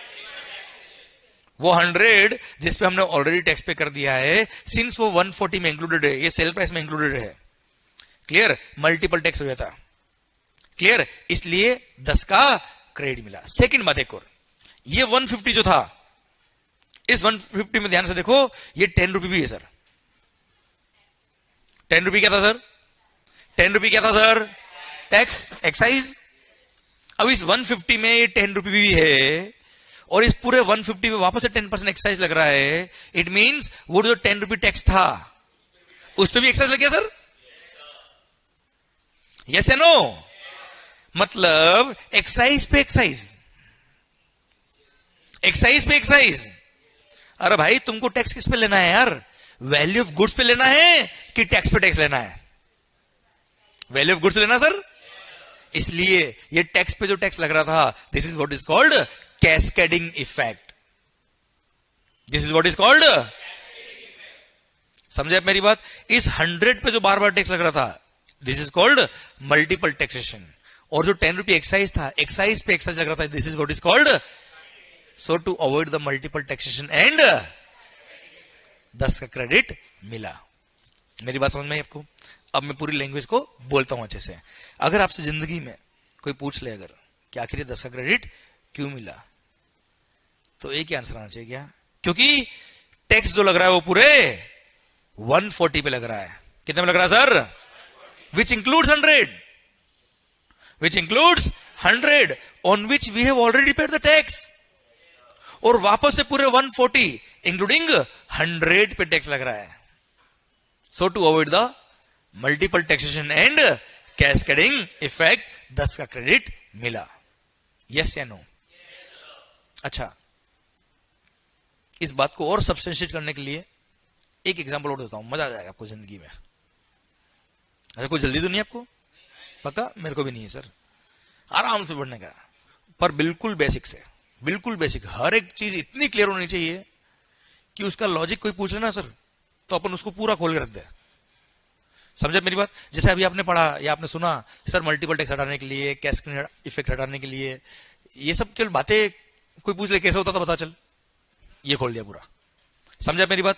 This should be your concept. Okay, पता है अगर इस कॉन्सेप्ट से आपने पढ़ाई करी ना बेटा, तो what is the result? Question exam के अंदर कितना ही घुमा फिरा के पूछ ले, आप टेंशन में नहीं आओगे. और these are CA finals. Believe me, मैं अगर आपको 1000 क्वेश्चन भी करा दूंगा तो आना नेक्स्ट 1001वां क्वेश्चन है वहां पे. और अगर आपके कॉन्सेप्ट क्लियर है तो आपने भले ही 100 क्वेश्चन किए, पर सर 100% गारंटी है कि कोई भी क्वेश्चन आ जाए आप कर लेंगे सर. समझे? This is what is required. Okay, मेरी बात समझिएगा आप. मान लो सर, एक और एग्जांपल लेता हूं मैं आपसे. मान लो I am a manufacturer of this pen, और पेन एग्जम्प्ट है मान लो एक्साइज से. अभी एक्साइज चल रहा है सर, जीएसटी नहीं आया अभी, ठीक है sir. Pen is exempt from excise. Okay sir, पर इसका रॉ मटेरियल जो मैंने परचेज किया प्लास्टिक, वो एग्जम्प्ट नहीं है सर. आउटपुट गुड्स हो सकता है एग्जम्प्ट हो, जरूर थोड़ा इनपुट एग्जम्प्ट हो यार उसके. तो सर मैंने इनपुट परचेज किया कितने में? 100 में. अगेन उस पर एक्साइज पे किया 10%, होता है कितना? 10. टोटल 110. मैंने 110 में मैंने क्या परचेज किया भाई? रॉ मटेरियल परचेज किया, इनपुट्स परचेज किए. क्लियर? अब सर इन इनपुट को यूज लूंगा किसको बनाने के लिए? I will manufacture pen, and pen is exempt from GST. Clear? You tell me, जब पेन पे एक्साइज एग्जेम्प्ट है तो पेन पे एक्साइज लगने वाला है क्या? नहीं. अब पेन पे अगर एक्साइज नहीं लगेगा तो क्या कोई मल्टीपल टैक्स होगा? आवाज नहीं आ रही? ओए, कोई कैस्केडिंग इफेक्ट होने वाला है क्या? गवर्नमेंट ने सेनवर्ट देने से मना कर दिया. मतलब नहीं देंगे सर हम क्रेडिट. आगे हम देखते क्या हो रहा है. तकलीफ आएगी तो बात करेंगे गवर्नमेंट से हम. सर गवर्नमेंट कौन है? बस दैट्स इट. प्रॉब्लम आएगी तो बात करेंगे सर. सर गवर्नमेंट ने क्रेडिट देने से मना कर दिया. यू टेल मी, मेरी कॉस्ट कितनी होगी सर? कॉस्ट कितनी हो गई? मैंने वैल्यू एडिशन किया, कितना? 40. टोटल 150. ये आपका भाई पेन बन गया. इस पे एक्साइज कितना है सर? 150 में मैंने इस पेन को सेल किया. यू टेल मी, गवर्नमेंट ने क्रेडिट देने से मना कर दिया, क्या कोई मल्टीपल टैक्स हुआ है? आवाज नहीं आ रही? ओए, क्या कोई कैस्केडिंग इफेक्ट हुआ है? नहीं. समझे आप मेरी बात? तो गवर्नमेंट ने अगर क्रेडिट देने से मना किया तो गलत किया कि सही किया? आवाज नहीं आ रही? ओए, इसलिए परचेज पे टैक्स पे किया है, इसलिए क्रेडिट नहीं मिलता है. ये एक मिथ है गवर्नमेंट सबके बीच में कि परचेज पे टैक्स पे किया इसलिए क्रेडिट मिलता है. सर परचेज पे टैक्स पे किया होता इसलिए क्रेडिट मिलता तो आपने जो शर्ट पहनी है उसका भी आपने क्रेडिट लिया होता. परचेज पे टैक्स पे करने पे क्रेडिट नहीं मिलता. अब मुझे बताओ क्रेडिट क्यों मिलता है? अब आंसर जो आएगा ना, माहौल आंसर आएगा. अब समझ में आया 10 का क्रेडिट क्यों मिला? अब सुनना मेरी बात को. 10 का क्रेडिट क्यों मिला? क्योंकि टैक्स जो लग रहा है वो पूरे 140 पे लग रहा है. अगर 140 पे नहीं लग रहा होता तो? क्योंकि टैक्स जो लग रहा है वो पूरे 140 पे लग रहा है, which includes 100 on which we have already paid the tax. और वापस से पूरे 140 इंक्लूडिंग 100 पे टैक्स लग रहा है. So to avoid the multiple taxation and cascading effect 10 का क्रेडिट मिला. पक्का? पक्का? अब सर आवाज आपकी तरफ से आएगी, आप बोलोगे. ये मंत्र है इनडायरेक्ट टैक्स का, ध्यान रखना आप. ये वो मंत्र है जिसके बेस पे पूरा जीएसटी समझ में आएगा आपको. क्लियर? तो 1 2 3 गो. 10 का क्रेडिट क्यों मिला? क्योंकि टैक्स लग रहा है पूरे 140 पे लग रहा है, which includes on which we have already paid the tax, और वापस से पूरे 140 इंक्लूडिंग 100 पे टैक्स लग रहा है. So to avoid the multiple taxation and cascading effect 10 का क्रेडिट मिला. ओके तो सर एक बार और 10 का क्रेडिट क्यों मिला? इसको पता है, बोलना नहीं है, फील करना है. आंखें बंद, आंखें बंद. वीडियो क्लास आंखें बंद भाई, देख क्या रहे हो ऐसे? सर आंखें बंद, 10 का क्रेडिट. अच्छा फील करना है, बोलना नहीं है, क्योंकि टैक्स जो लग रहा है वो पूरे 140 पे लग रहा है. फील फील, बोलना नहीं है. टैक्स जो लग रहा है वो पूरे 140 पे लग रहा है, which includes 100 on which we have already paid the tax यार. और वापस से पूरे 140 इंक्लूडिंग 100 पे टैक्स लग रहा है. मल्टीपल टैक्स हो रहा है. वो 100 रुपए जिस पे हमने टैक्स पे कर दिया उस पे वापस से टैक्स लग रहा है. वो 10 रुपए जो इस पे हमने टैक्स पे किया, 10 रुपए जो हमने टैक्स पे किया सर, उस पे वापस से टैक्स लग जाता, कैस्केडिंग इफेक्ट होता. So to avoid the multiple taxation and cascading effect 10 का क्रेडिट मिला. ओम शांति शांति. धीरे से आंख खोलना बेटा. अबे सो कौन गया ओए सर? तो समझ में आपको विजुअलाइज हुआ कि आखिर 10 का क्रेडिट क्यों मिल रहा है सर? पक्का 100%? ओके ठीक है सर. ओके तो आपको ये समझ में आ गया कि आखिर 10 का क्रेडिट क्यों मिला. पक्का एकदम फील भी हो गया आपको शानदार वाला कि 10 का क्रेडिट क्यों मिला. विजुअलाइज हो गया पूरा आपको. पक्का ओके डन. चलिए सर अब बात करते हैं, काम करते हैं कि यार सर जब जीएसटी नहीं था, एक्साइज था, ओके, पर वेट भी तो था सर, सेल्स टैक्स. चलिए सर अब वेट और सेल्स टैक्स दोनों का साथ में एग्जांपल, वेट और एक्साइज दोनों का साथ में एग्जांपल ले लेते हैं हम लोग. Again I am a manufacturer.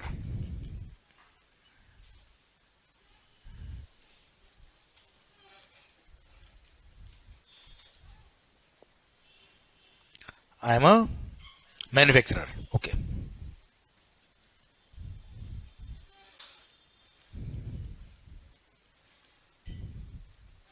Okay मैं मार्कर मैन्युफैक्चर करता हूं सर. ओके मालिक ठीक है. अब मार्कर्स मैन्युफैक्चर करने के लिए मैंने पेन परचेज किया, सॉरी प्लास्टिक परचेज किया, मैंने रॉ मटेरियल परचेज किया, मैंने इनपुट परचेज किया सपोज 100 में. मैन्युफैक्चरर से परचेज किया सर, उसने क्या लगाया होगा? Again rate 10%. कितना हो गया सर? 10. टोटल 110. पर सिंस उस पर्सन ने सेल भी तो किया है सर, जिसने मैन्युफैक्चर किया, एक्साइज लग गया, बट उसने सेल भी किया है sir. That's why he will charge sales tax which is called VAT. Okay VAT था मान लो 4%, 4.4. टोटल 114.40. तो मेरे को परचेज बिल आया 114.40 का, उसमें से 10 क्या था भाई? एक्साइज. 4.4. अब आवाज है चाय पीने के बाद सब. सर पॉइंट मेरा आपसे ये है कि sir since I am a manufacturer of this markers, and marker manufacture करने में क्या लगेगा सर? मार्कर्स मैन्युफैक्चर करने में क्या लगेगा? एक्साइज. एंड मार्कर जब सेल करूंगा तब क्या लगेगा sir? VAT. Okay on sale of this markers I will have to pay the excise as well as VAT. और मैंने परचेज पे ऑलरेडी क्या पे किया है? Excise plus VAT. तो मेरे को दोनों को क्या मिलेगा? क्रेडिट. तो since excise was the revenue of central government, तो इसका क्रेडिट भी कौन देगा? Central government. इसलिए इसको बोलते थे सेनवेट क्रेडिट. सेनवेट मतलब central value added tax. Central VAT, central VAT एक तरह से हो गया. ओके तो मैंने सेनवेट क्रेडिट अवेल किया 10 का. ओके मैंने वेट क्रेडिट अवेल किया कितने का मालिक? 4.40 का. तो अल्टीमेटली मेरी कॉस्ट हो गई कितनी सर? 100. ओके मैंने वैल्यूडेशन किया फिर 40 का. टोटल 140. ये मेरा हो गया sale price of the marker, ये मेरा आउटपुट गुड्स. ओके सर जब मैं इसको बेचूंगा सबसे पहले क्या लगेगा? एक्साइज. सपोज 10% होता है 14. टोटल 154. जब बेचूंगा अगेन क्या लगेगा? VAT. VAT is the rate. Suppose 4% again कितना होता सर? 6 बोलो ना भाई 16. Okay clear sir. टोटल 160.16. ये हमारा सेल इनवॉइस बन गया 160.16 का इनडायरेक्ट टैक्स है। मैंने आपको 160.16 में सेल कर दिया, आपसे मैंने 160.16 ले लिया। इसमें से 14 क्या है जल्दी बताओ फास्ट। 14 क्या है? एक्साइज। किसको पे करना है? आवाज नहीं आ रही हो? ओके, कैसे पे करूंगा? मेरे पास 10 का क्या पड़ा है, तो I will use sandwich credit of rupees 10 and balance 4 I will pay. Good out? Okay. 6.16 कैसे पे करूंगा मालिक? 4.40 का वेट क्रेडिट यूज करूंगा और बैलेंस 1.76 पे कर दूंगा। यस या नो? चलिए, मेरा क्वेश्चन आपसे ये है, मेरा क्वेश्चन एक सिंपल सा आपसे ये है, मान लो कभी मेरे पास सैंडविच क्रेडिट एक्स्ट्रा पड़ा है, मान लो 20 का लाइबिलिटी, 20 का क्रेडिट पड़ा है सर, और लाइबिलिटी केवल 14 की है सर। सपोज 6 रुपये एक्स्ट्रा पड़ा है मेरे पास सैंडविच क्रेडिट, और वेट क्रेडिट कम है सर। क्या सैंडविच क्रेडिट वेट की लाइबिलिटी को पे करने में काम ले सकता हूं क्या सर मैं? आवाज नहीं आ रही सर। पक्का नहीं? क्यों नहीं? डिफरेंट गवर्नमेंट्स, आपने एक्साइज पे किया था किसको? क्रेडिट भी कौन देगा? क्या वेट की लायबिलिटी के लिए सैंडविच क्रेडिट यूज कर सकते हैं क्या सर हम?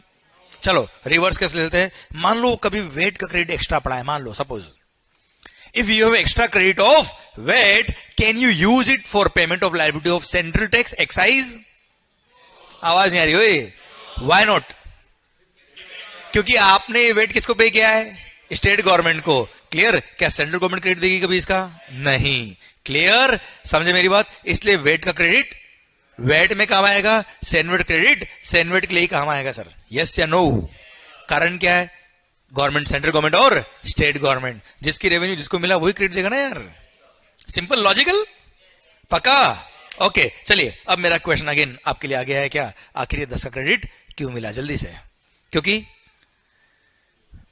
भूल गए 10 का क्रेडिट क्यों मिला? जल्दी से, क्योंकि टैक्स लग रहा है पूरे 140 पे लग रहा है, which includes on which we already paid the tax, और वापस से पूरे 140 इंक्लूडिंग 100 पे टैक्स लग रहा है। So to avoid the multiple taxation and 10 का क्रेडिट मिला, हाँ या ना?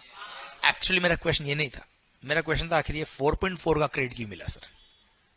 जल्दी से, 4.4 का वेट क्रेडिट क्यों मिला सर?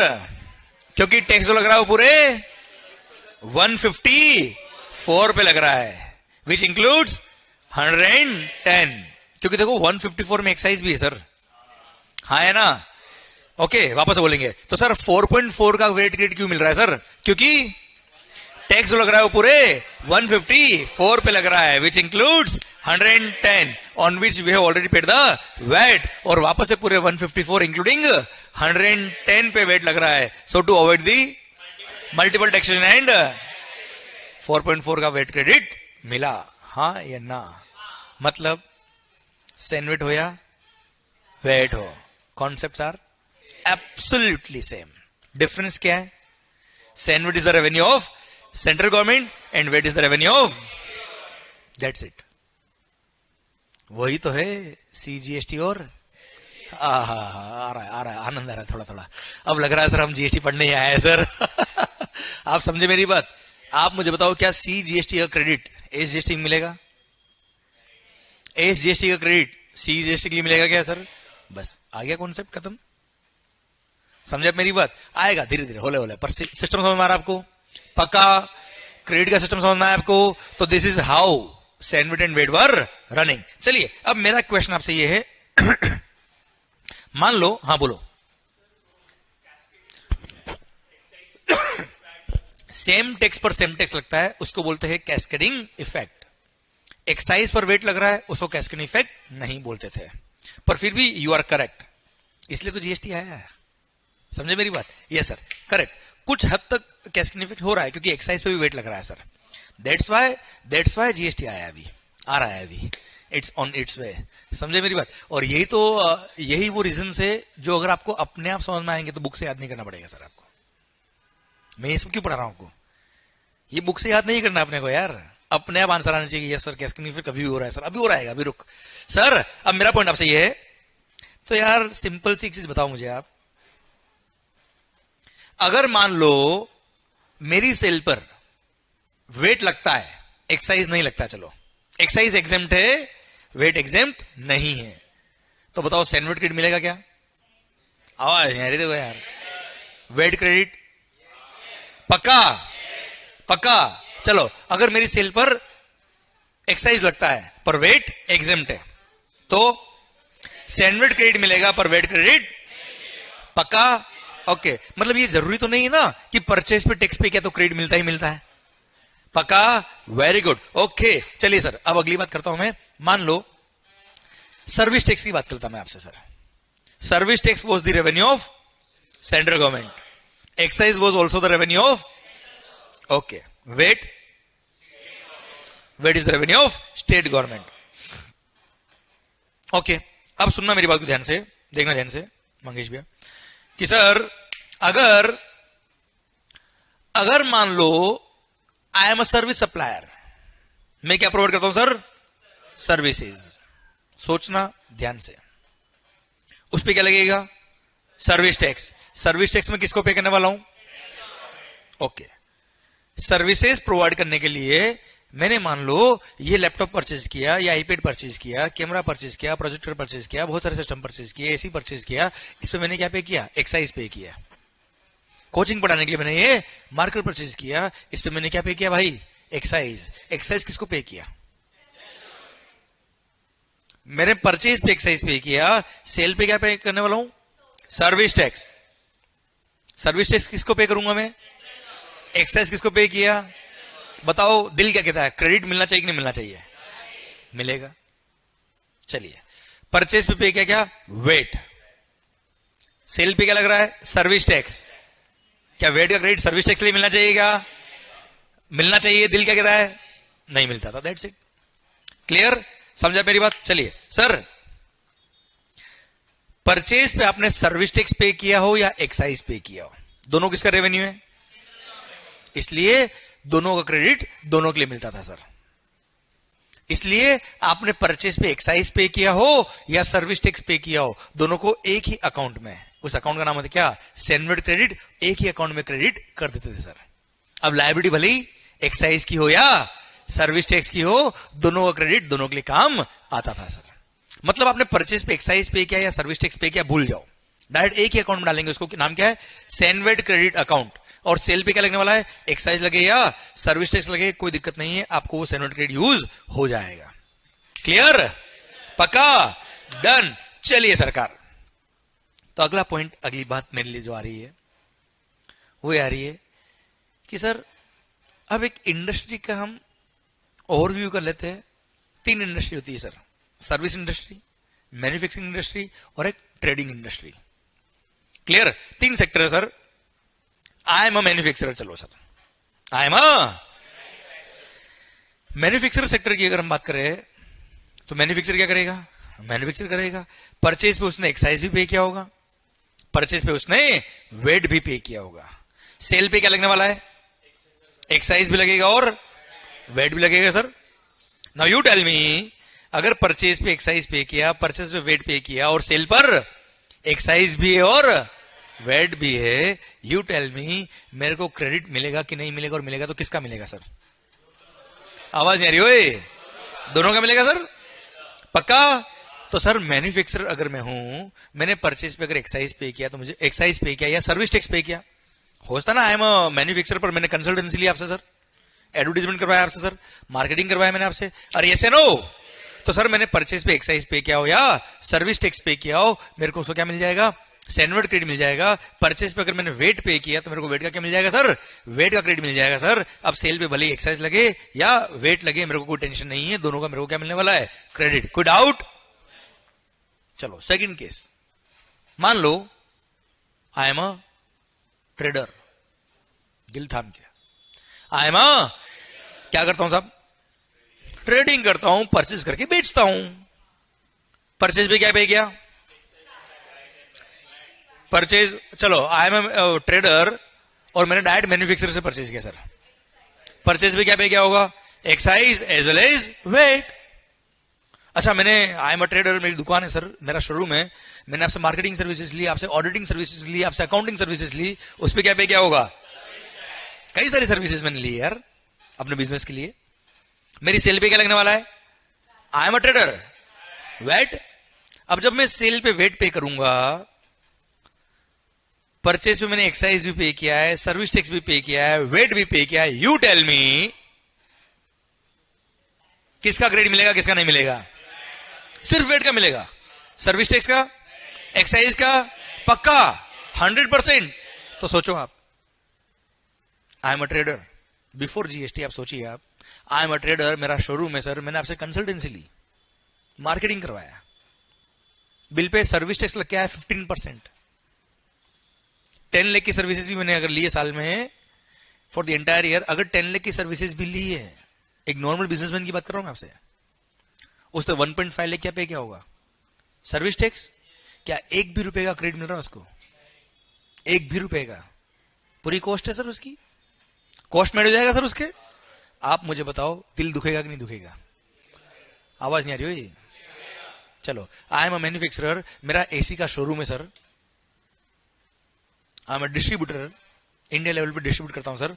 मैं डायरेक्टली कहां से परचेस करता हूं? मैन्युफैक्चरर से। उसने बिल पे क्या लगाया होगा? एक्साइज प्लस वेट, वेट का क्रेडिट मिल जाएगा, कोई दिक्कत नहीं है। पर sir since I am a trader, बेचने में केवल क्या लगने वाला है? वेट। यू टेल मी मैंने एक्साइज पे किया, एक रुपए का भी क्रेडिट मिलेगा क्या सर? आवाज नहीं आ रही हो? दिल दुखेगा कि नहीं दुखेगा सर? पक्का 100%?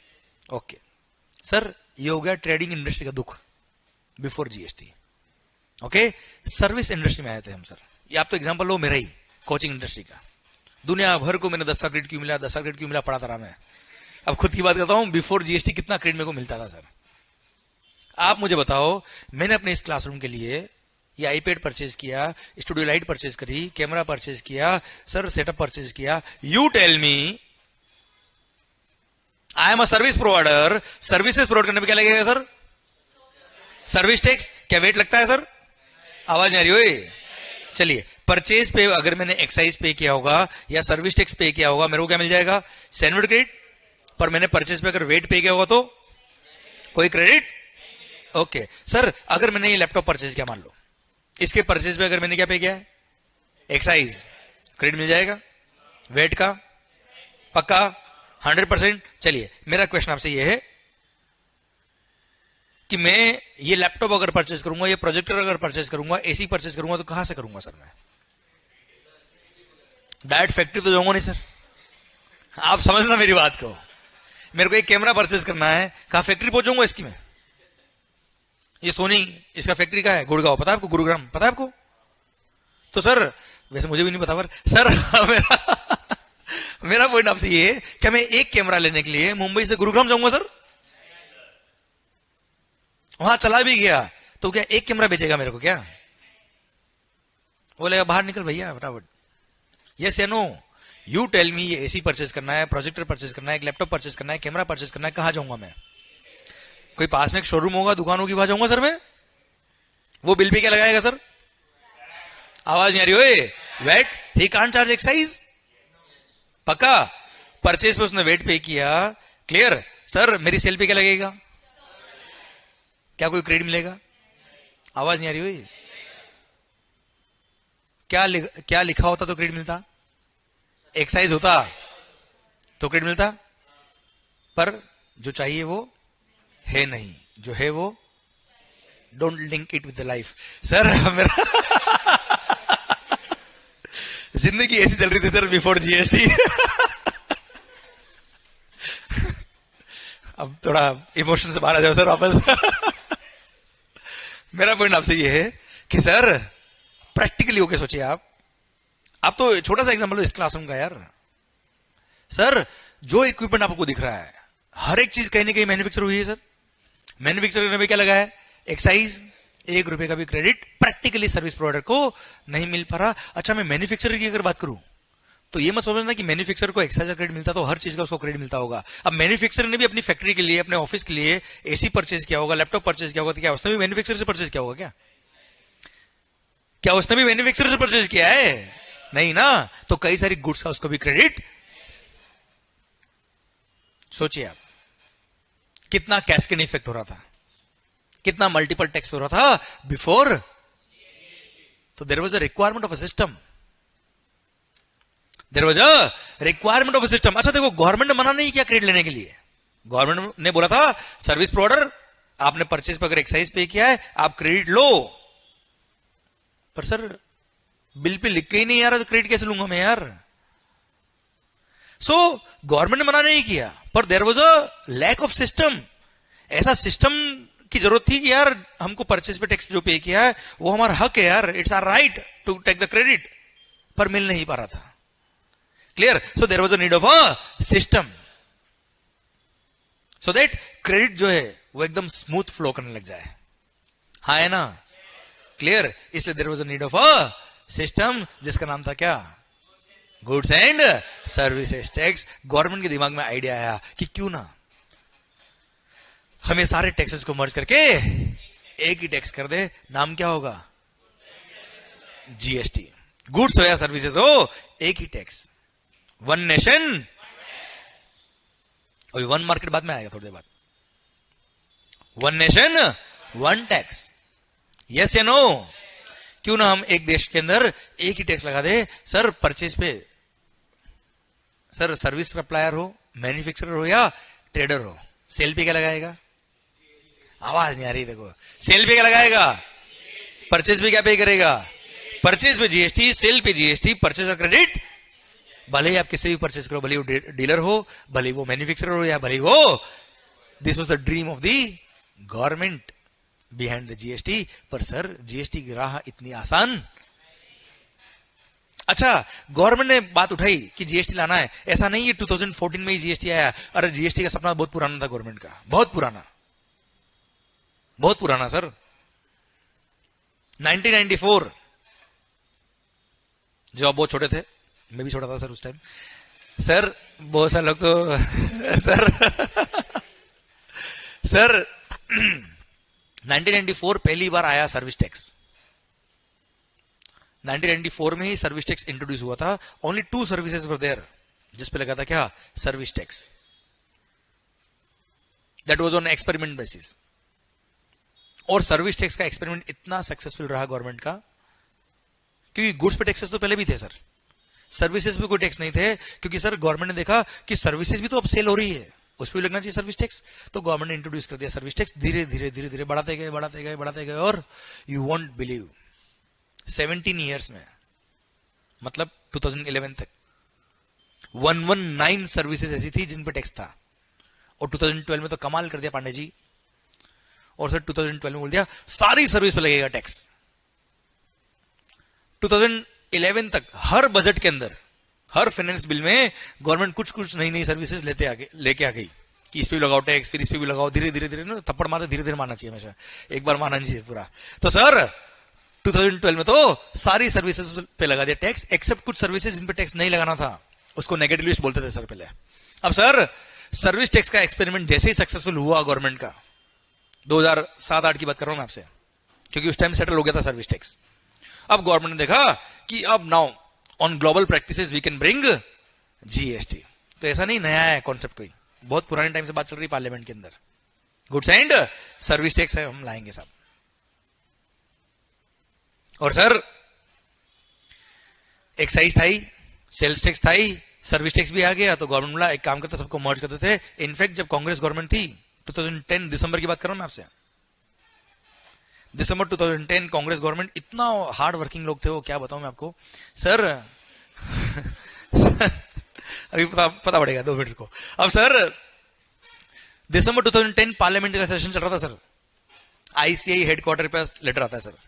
आईसीआई हेडक्वार्टर दिल्ली में लेटर आया पार्लियामेंट की तरफ से कि sir we want to bring GST in India, और आप अपना डेलीगेशन भेजिए, आप अपना डेलीगेशन भेजिए इन दी parliament to say some words about this act. और उन्होंने जीएसटी एक्ट बना दिया था, बहुत मेहनत करके, पूरा सिंगापुर वगैरह से कॉपी करके पेस्ट कर दिया था सर. सर कुछ फॉरेन कंट्री से कॉपी करके पेस्ट, और जीएसटी एक्ट रेडी था. और इनफॉर्मली आईसीआई को इन्फॉर्म कर देता कि तुम प्रेजेंटेशन कुछ भी दो, आएगा तो जीएसटी ही. कुछ भी, और आईसीआई को कुछ 20 मिनट का वक्त दिया, 20 मिनट्स, देश का पूरा टैक्स सिस्टम चेंज हो रहा है, and they give the time of 20 minutes to the ICI. That was an insult of the ICI. और इनफॉर्मली बोल दिया कि आएगा तो जीएसटी, पर उनको नहीं पता था आया तो मोदी जी है. सर अब पॉइंट ये है, दिसंबर 2010 पार्लियामेंट का सेशन आईसीआई ने डेलीगेशन हेड करते हुए भेजा सर, एंड वहां पर 5 मिनट का स्पीच दिया, 5 मिनट तक ना कांग्रेस आई ना जीएसटी आया सर. 5 मिनट उन्होंने बोला no doubt, and this is the reality, no doubt GST should be there should be tax reform in India, but without the study of India. आप ऐसे कंट्री से कॉपी करके पेस्ट कर रहे हो जो हमारे किसी स्टेट से छूटे हैं सर, सिंगापुर वगैरह, महाराष्ट्र से छूटे sir. And you want to bring the entire India at a single platform without the study of India. Sir हमारे स्टेट चेंज करो, लैंग्वेज चेंज हो जाएगी सर, भगवान चेंज हो जाएंगे, हमारे खाना चेंज हो जाएगा सर, पूजा का सामान चेंज हो जाएगा सर. अरे हाँ है ना भाई, क्लियर. अच्छा सर्विस टैक्स एक्साइज में कोई दिक्कत नहीं था, ये तो पहले भी एक ही थे, अभी भी एक ही है, दोनों का दोनों के लिए मिलता था, कोई टेंशन नहीं. टेंशन किसी थी सर, वेट लॉ की, क्योंकि wait was the law of each state government. Her state government ने अपने अपने हिसाब से वेट लॉ बनाया था, हर स्टेट गवर्नमेंट ने अपने अपने सर ज्योग्राफिकल एरिया के हिसाब से, रिलीजनल चीजों को ध्यान में रखते हुए, and sir you know all the spiritual और सारी चीजों को ध्यान में रखते हुए वेट लॉ बनाया हुआ sir. And you want to bring the entire India at a single platform without the study of India. Mumbai का नरीमन पॉइंट, कोलकाता का झवेरी बाजार, दोनों मेट्रो सिटी, दोनों का पीक एरिया, दोनों की प्रॉपर्टी रेट्स कंपेरेबल नहीं है. How can you bring the entire India at a single platform without the study of India. Every member of parliament, भले वो बीजेपी का हो, भले वो कांग्रेस का हो, everybody was with ICI, and वहीं पर मैटर क्लोज. एंड सर ना हो पाया सर. और बाहर में न्यूज में आके इन्होंने ये बोला कि हाँ बस अगले सेशन में आ जाएगा, फरवरी सेशन में आ जाएगा. फरवरी खत्म हुआ, जुलाई में आ रहा है सर बस, जबकि पप्पू पास ना हुआ सर.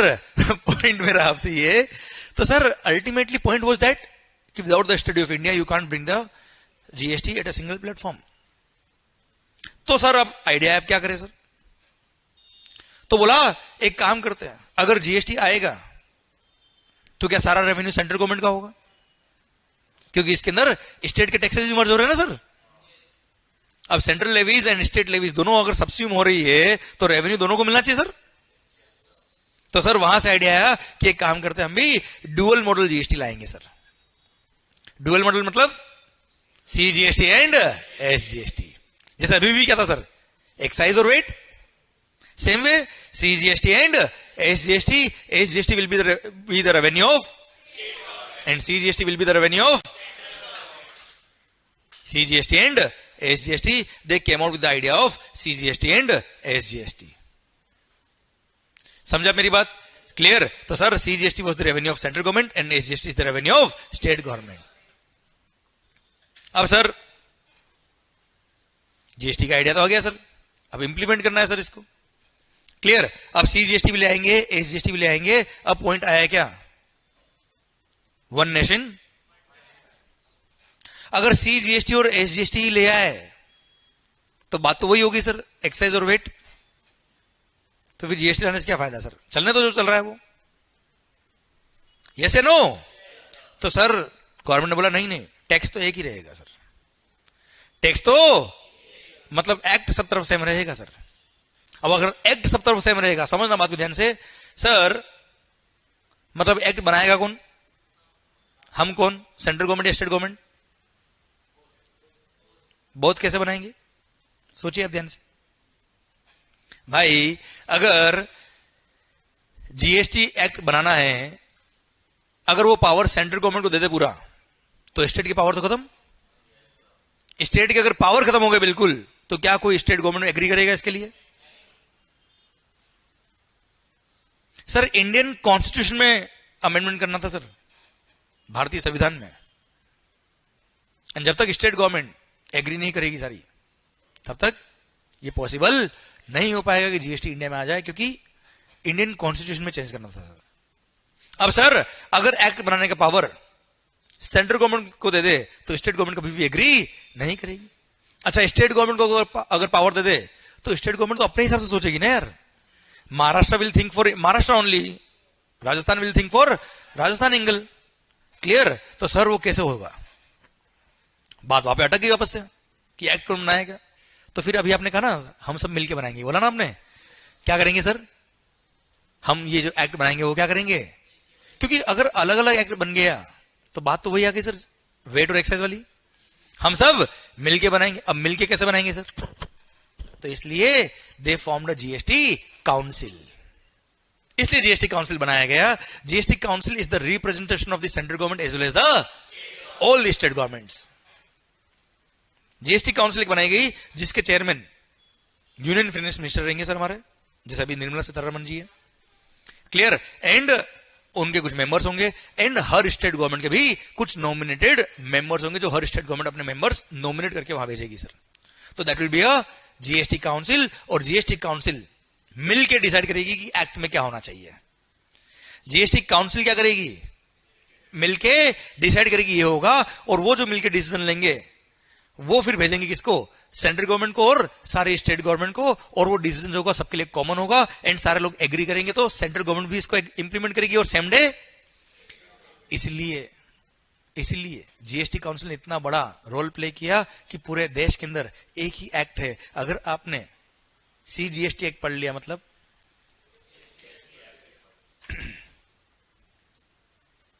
क्लियर? जो सीजीएसटी एक्ट में लिखा है एब्सोल्युटली वही का लिखा है सर। क्लियर? समझा मेरी बात? इसलिए जो रेट ऑफ टैक्स सीजीएसटी का वही किसमें है? एसजीएसटी में। अब अगर एसजीएसटी को कोई अमेंडमेंट करना है तो क्या करेंगे सर? मान लो किसी गुड्स पर रेट ऑफ टैक्स है सीजीएसटी की 9% और एसजीएसटी की कितनी है सर? 9%। मान लो साहब वेस्ट बंगाल में गवर्नमेंट बोलती है कि नहीं हमको हमारे यहां पे एसजीएसटी में 6% करना है। क्या वो कर सकते हैं? सोचो अगर ये पावर उनको दे दे तो क्या हो? 6% कर दिया। जैसे ही वहां पे 6% किया एसजीएसटी, सीजीएसटी भी कितना करना पड़ेगा? अब सीजीएसटी मतलब सेंट्रल गवर्नमेंट। सेंट्रल गवर्नमेंट ने अगर 6% कर दिया तो सारी स्टेट गवर्नमेंट को, तो पूरे देश में जितने भी स्टेट्स हैं सब में कितना? ममता मैडम बोले कल नहीं वापस 9 कर देते यार, एक काम करते हैं सर कैसे रूल हो पाएगा? आप समझे? दैट्स व्हाई जीएसटी काउंसिल बनाई गई। जीएसटी काउंसिल रिकमेंड करेगी तो ये अमेंडमेंट हो पाएगा, और जो उन्होंने रिकमेंड किया है वो सेंट्रल गवर्नमेंट में भी होगा। और समझे आप मेरी बात? इसलिए आपने सुना होगा कि इस बार जीएसटी काउंसिल की मीटिंग में ये डिसीजन लिए गए। हाँ है ना? क्लियर? वो जीएसटी को इंप्लीमेंट करने के लिए बहुत इंपॉर्टेंट है सर। Okay clear? चलिए सर, यहां तक बात समझ में आ गई आपको? मेरी आवाज नहीं आ रहा है? चलिए सर ओके, अगले एग्जांपल, अगले पॉइंट की तरफ बढ़ता हूं मैं। पॉइंट मेरा आपसे ये है कि सर अब आपने बात कर ली कि सर जो सीजीएसटी, जो सेंट्रल गवर्नमेंट के टैक्स थे वो था सीजीएसटी, जो स्टेट गवर्नमेंट के टैक्सेस थे वो क्या था? ओके, मान लो मैं कहूं सर, मैं कहां बैठा हूं अभी? कुछ मुंबई महाराष्ट्र ना, अंधेरी। मैंने कोई गुड्स मैन्युफैक्चर किया, अभी जीएसटी आ गया है सर हिंदुस्तान में। मैंने गुड्स मैन्युफैक्चर किया और आपको बेच दिया। अरे क्लियर सर? आप भी कहो महाराष्ट्र में, मैं भी कहूं मैंने कोई गुड्स महाराष्ट्र से महाराष्ट्र में बेची, within the state sale किया है। This is called intra state supply. क्या होता है सर ये? क्या लगेगा सर? CGST and okay. चलो फिगर्स में कन्वर्ट कर लेते सर इसको। 1 लाख की गुड्स मैंने आपको सेल करी सर। मैंने क्या कहा? हाँ नहीं बोल पाता, हूं कर लिया करो कम से कम। सर 1 लाख की कोई गुड्स मैंने आपको सप्लाई करी। Clear? 9% CGST, 9% SGST, within the state हम 18% tax. Sir you tell me sir, मैं आपको इनवॉइस कितने का बनाऊंगा सर? 1 लाख प्लस 9% सीजीएसटी, 9% पक्का? ओके, तो मैंने आपके लिए इनवॉइस बना दिया। 9% सीजीएसटी, 9% एसजीएसटी, 9 लाख रुपए, 1 लाख पर 9,000 रुपए मैंने सीजीएसटी ले लिया, 9,000 रुपए मैंने एसजीएसटी ले लिया, आपसे कलेक्ट किया। इनडायरेक्ट टैक्स है, मैं किसको पे करूंगा? कौन सी गवर्नमेंट को? जल्दी बताओ। 9,000 किसको पे करूंगा? सेंट्रल गवर्नमेंट को। 9,000 कौन सी state government? Maharashtra state government को। क्लियर? पक्का? ओके, क्या नाम सर आपका? बिलाल भाई। तो सर आपने मेरे से गुड्स परचेज किया, आपने आगे सेल किया उनको, क्या नाम सर आपका? राज को। क्लियर, राज भी महाराष्ट्र में, आप भी महाराष्ट्र में। आपने गुड सेल किया किनको, कितने में? 2 लाख रुपए में। कितने में किया sir? Okay, again interested supply sir, 18% tax है, 9% सीजीएसटी, 9% एसजीएसटी। तो सर 18,000 क्या हो गया सर? सीजीएसटी, 18,000 क्या हो गया सर? एसजीएसटी। Clear, okay. जब आप इनसे कलेक्ट करेंगे 18,000 सीजीएसटी, 18,000 एसजीएसटी, गवर्नमेंट को पे करेंगे। कौन सी गवर्नमेंट को पे करेंगे? कितना पे करेंगे सर? सेंट्रल गवर्नमेंट को पे करेंगे 18,000, उसमें 9,000 का क्या आपके पास क्रेडिट पड़ा है सर? अरे क्लियर, तो रिमेनिंग 9,000 आप क्या कर देंगे? सेंट्रल गवर्नमेंट को पे कर देंगे। महाराष्ट्र स्टेट गवर्नमेंट को कितना पे किया आपने? 9,000, उससे आपके पास क्रेडिट है, 18,000 पे करना है, 9,000 का क्रेडिट लेंगे और 9,000 आप क्या कर देंगे? गवर्नमेंट को पे कर देंगे। यस या नो? पक्का? Clear, okay. तो अल्टीमेटली कस्टमर से कितना लिया आपने? राज से कितना लिया? 18,000। 18,000 क्या किसके पास? सेंट्रल गवर्नमेंट के पास। 18,000 क्या क्या? स्टेट गवर्नमेंट के पास। अल्टीमेटली 36,000 आपने इनसे टैक्स ले लिया और गवर्नमेंट को पे कर दिया। पक्का? ओके मिस्टर राज, आपने गुड्स वहां से कहां बेचा? गुजरात में। गुड्स अभी महाराष्ट्र से कहां जा रहा है सर? क्या नाम सर आपका? चिराग। राज भाई ने गुड्स बेचा किसको? चिराग भाई को। एंड सर अब आप मुझे बताओ, गुड्स अभी गया है महाराष्ट्र से कहां? This is what is called inter state supply. अब रेवेन्यू किसको दूंगा मैं? सेंट्रल को। पक्का? Before GST inter state sale पे लगता था सीएसटी। सीएसटी मिलता था किसको? स्टेट गवर्नमेंट को, और बाद में डिस्ट्रीब्यूट होता था सेंट्रल गवर्नमेंट को। पर आप मुझे बताओ, अभी सारा रेवेन्यू अगर सेंट्रल को दे दे तो क्या स्टेट गवर्नमेंट मानेगी? स्टेट गवर्नमेंट एग्री करेगी? बोले नहीं सर। वाह भाई मोदी जी, आप ही सारे लड्डू हो गए क्या हाथ में? है ना? क्या स्टेट गवर्नमेंट एग्री करेगी? इसलिए एक नया टैक्स इंट्रोड्यूस किया, नाम क्या था सर?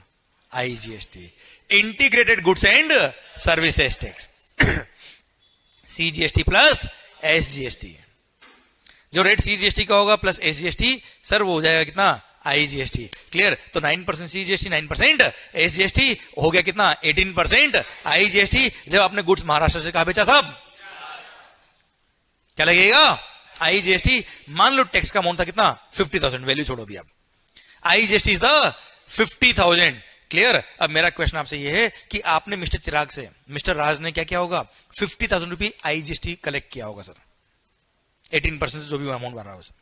क्लियर, अब 50,000 आपने जो आईजीएसटी कलेक्ट किया है वो किसको पे करोगे आप? तो सर गवर्नमेंट ने क्या किया? Sir this account is managed by central government. तो पहले आप आईजीएसटी पे करेंगे, एक अलग फंड बनाया गवर्नमेंट ने। क्या किया सर?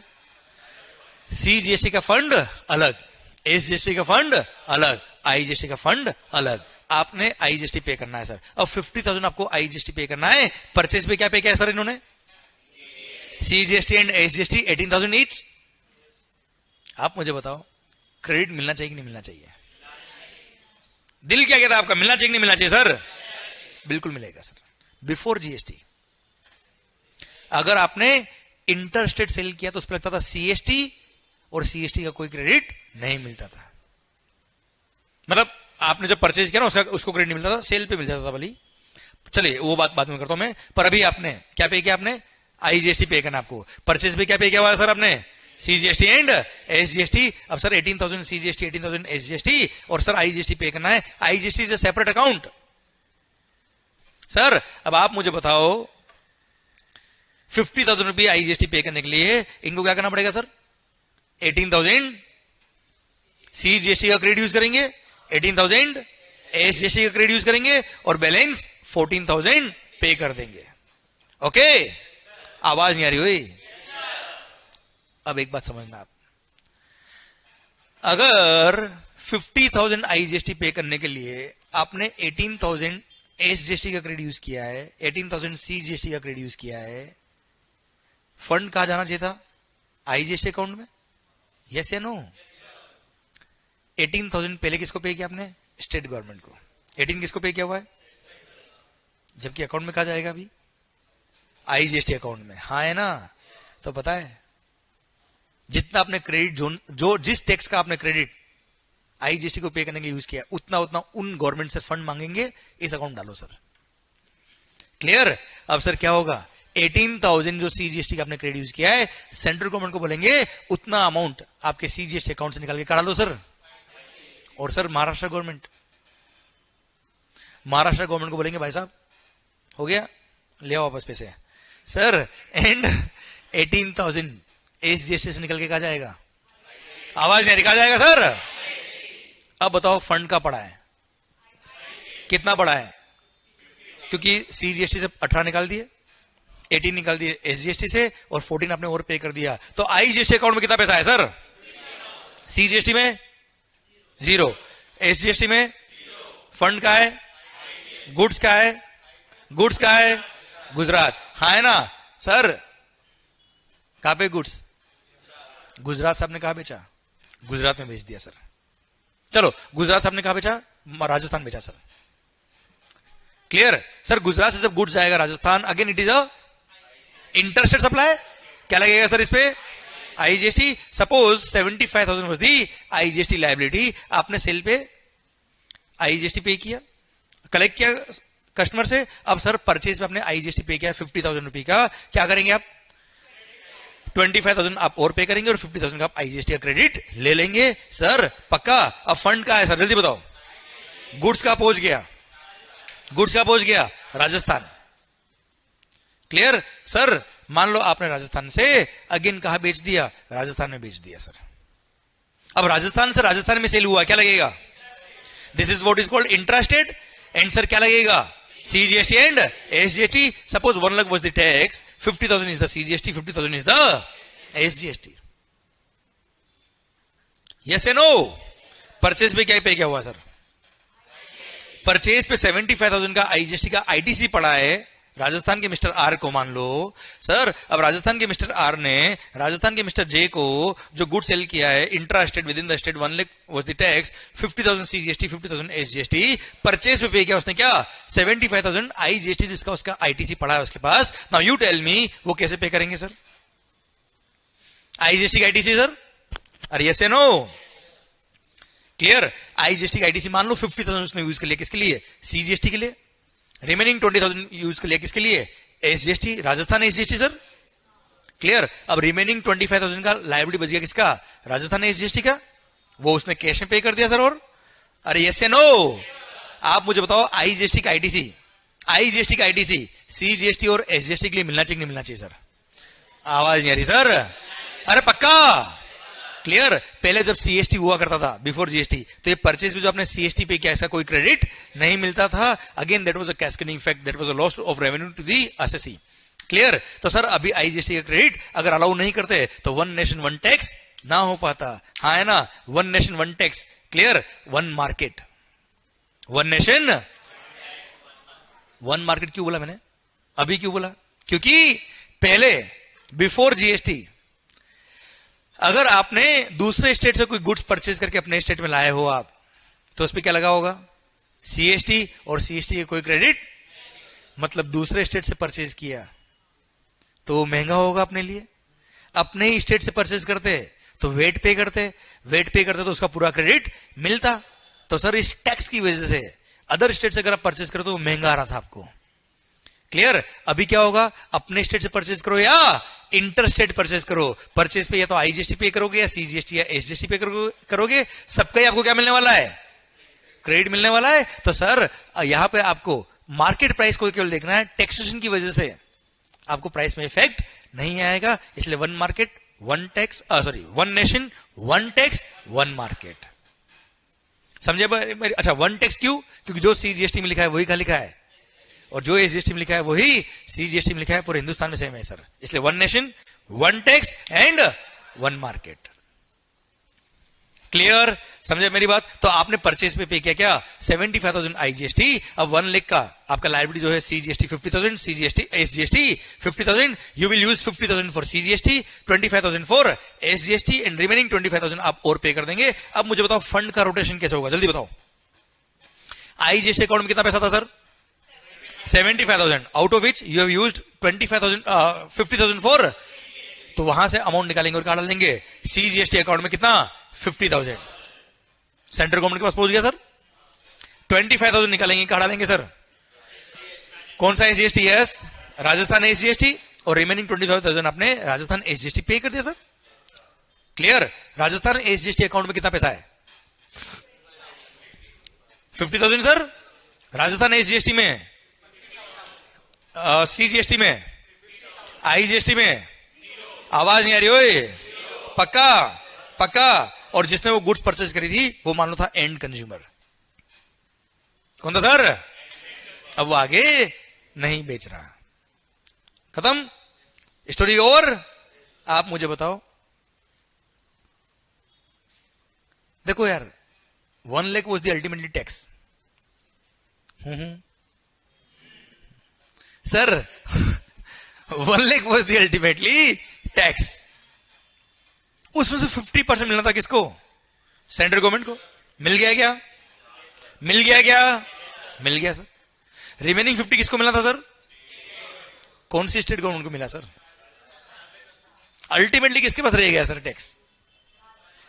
अल्टीमेटली मैं बात कर रहा हूं स्टेट गवर्नमेंट के टैक्स की सर। 50% तो मिलना था किसको? सेंट्रल गवर्नमेंट को। मिल गया, बात खत्म। मेरा पॉइंट आपसे ये कि रिमेनिंग 50,000 किसको मिला था? किसको, कौन सी स्टेट गवर्नमेंट को मिला है सर? गुड्स बना कहां पे? आवाज नहीं आ रही है। महाराष्ट्र। बन के कहा गया? गुजरात। गुजरात से कहा गया? अल्टीमेटली कंज्यूम का हुआ, तो रेवेन्यू किसको मिल गया? मतलब न महाराष्ट्र को न गुजरात को रेवेन्यू मिल गया, किसको? राजस्थान को। सर अल्टीमेटली गुड्स कंज्यूम का हुआ है, इसलिए जीएसटी को बोलते हैं डेस्टिनेशन बेस्ड कंजम्पशन टैक्स। क्या बोलते मालिक? क्योंकि अल्टीमेटली गुड्स की डेस्टिनी क्या थी सर? अल्टीमेटली गुड्स कंज्यूम का हुआ है सर, तो वहीं पे रेवेन्यू मिल गया और उस स्टेट गवर्नमेंट को क्रेडिट मिला है, उस स्टेट गवर्नमेंट को रेवेन्यू मिला है जहां पे गुड्स क्या हुई है। But sir before GST, before GST ऐसा नहीं था। पहले वेट लो में क्या होता था सर? आपने within the state sale किया, परचेज किया, वेट लगा। इंटर स्टेट ऐसे सेल किया, क्या लगा? सीएसटी। और सीएसटी के क्रेडिट बायर को, तो मतलब वो रेवेन्यू कहां रखी थी सर? उसी स्टेट में रखी थी जहां पे गुड्स मैन्युफैक्चर हुआ है सर। हाँ है ना? तो sir before GST manufacturer based states जो थे उनको रेवेन्यू ज्यादा मिलता था। पर सर किस्मत बदलते वक्त नहीं लगता। एंड सर जैसे जीएसटी आया, कंज्यूमर बेस्ड स्टेट जो थे उनको रेवेन्यू अब ज्यादा मिलने लग जाएगा। हाँ है ना? कंज्यूमर बेस्ड स्टेट जो होंगे अब उनको रेवेन्यू ज्यादा मिलेगा। हाँ है ना? क्लियर? समझे मेरी बात आप? तो सर आप कहेंगे कि सर फिर तो जो मैन्युफैक्चरिंग बेस्ड स्टेट्स होंगे जहां पे मैन्युफैक्चरिंग ज्यादा होती है और कंज्यूमर कम होते हैं, वो तो फिर जीएसटी के लिए एग्री नहीं होंगे सर। वो तो बोलेंगे ना सर हम नहीं, हम क्यों लॉस करें अपना। अरे है ना यार, जब जीएसटी की बातें चल रही थी सारे स्टेट गवर्नमेंट को मानना था ना इसको यार। वो बोलते नहीं हम तो नहीं मानते फिर। क्लियर? तो मैन्युफैक्चरिंग बेस्ड स्टेट क्या कहेंगे? नहीं नहीं सर हमको तो लॉस हो रहा है, we won't agree for GST, हमारा तो एक्साइज वेट चल रहा है वो बहुत है हमारे लिए। तो यस या नो? इसलिए उनको बोला दुखी मत हो, तुम्हारे लिए एक और स्कीम है सर। मोदी जी कम तो है नहीं सर, कोई बात नहीं तुम चिंता ना करें, अगर तुमको लॉस होगा तो हम उसको क्या करेंगे? कंपनसेट करेंगे। क्या करेंगे सर? अब कंपनसेट कौन करेगा सर? Central government. वाह, सेंट्रल गवर्नमेंट के लिए हम क्यों करें कंपनसेट? हमारा तो एक्साइज आ रहा था, अच्छा था हमारा तो एक्साइज, क्या दिक्कत है? वो क्यों कंपनसेट करे? तो कौन करेगा? दोनों मिलके। दोनों में कौन? कौन सा स्टेट? राजस्थान गवर्नमेंट बोले मध्य प्रदेश को, महाराष्ट्र को तुम हमारा रेवेन्यू ले लो, ऐसा कोई देगा सर? तो जो बेवड़े ना, बेवड़े दारू पीने वाले, ये देखो सर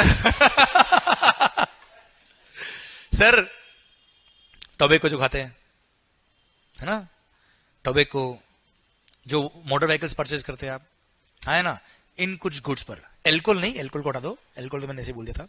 तो sir tobacco, paan masala, gutkha, clear, motor vehicles, इन पे कुछ एक्स्ट्रा टैक्स लगाया। एक्स्ट्रा टैक्स लगाया, उसका नाम क्या दिया sir? GST compensation to states cess, जिसको बोलते हैं कंपनसेशन सेस, आपने नाम सुना होगा अगर। कंपनसेशन सेस, ये कुछ गुड्स पे लगाया extra tax over and above the normal GST. Clear? तो सर जो भी तंबाकू वगैरह खा रहा है ना बेटा देश में, ये मतलब देश का बहुत बड़ा झगड़ा इन्होंने सोल्व किया है बेटा। तो सर तो ऐसे केस में इनसे जो जीएसटी कलेक्ट होगा जो ओवर एंड अबव, जिसको बोलते हैं जीएसटी कंपनसेशन सेस, ये एक वो अलग फंड बनाया है गवर्नमेंट ने, और वो फंड उस एक्ट के थ्रू जितना भी फंड कलेक्ट होगा that will be distributed to those states जिनको लॉस हुआ after the introduction of GST. और उसके लिए एक अलग एक्ट बना दिया जिसका नाम रखा क्या, GST compensation to states act 2017। समझा मेरी बात? आवाज नहीं आ रही ओए? क्लियर? डन। तो sir one nation one tax one market के चक्कर में पता है कितने एक्ट बन गए? पता है कितने एक्ट बन गए? देखो ध्यान से बाब, सर देखना ध्यान से। एक तो बना मालिक क्या, क्लियर? अच्छा, एक बना क्या, अच्छा जहां पर स्टेट गवर्नमेंट से वहां तो एसजीएसटी एक्ट, हर स्टेट का अलग अलग एक्ट है सर। ये जैसे राजस्थान एसजीएसटी एक्ट अलग है, महाराष्ट्र एसजीएसटी एक्ट अलग है, गुजरात एसजीएसटी एक्ट अलग है सर। क्लियर? सर पर जो यूनियन टेरिटरीज है which are administered by central government, उनके लिए एक अलग एक्ट बना है, यूटीजीएसटी एक्ट। उनके लिए एक अलग एक्ट बन गया जिसका नाम क्या है भाई, यूटीजीएसटी एक्ट। क्लियर? और सर अभी अभी हमने एक नाम लिया क्या, GST compensation to states act.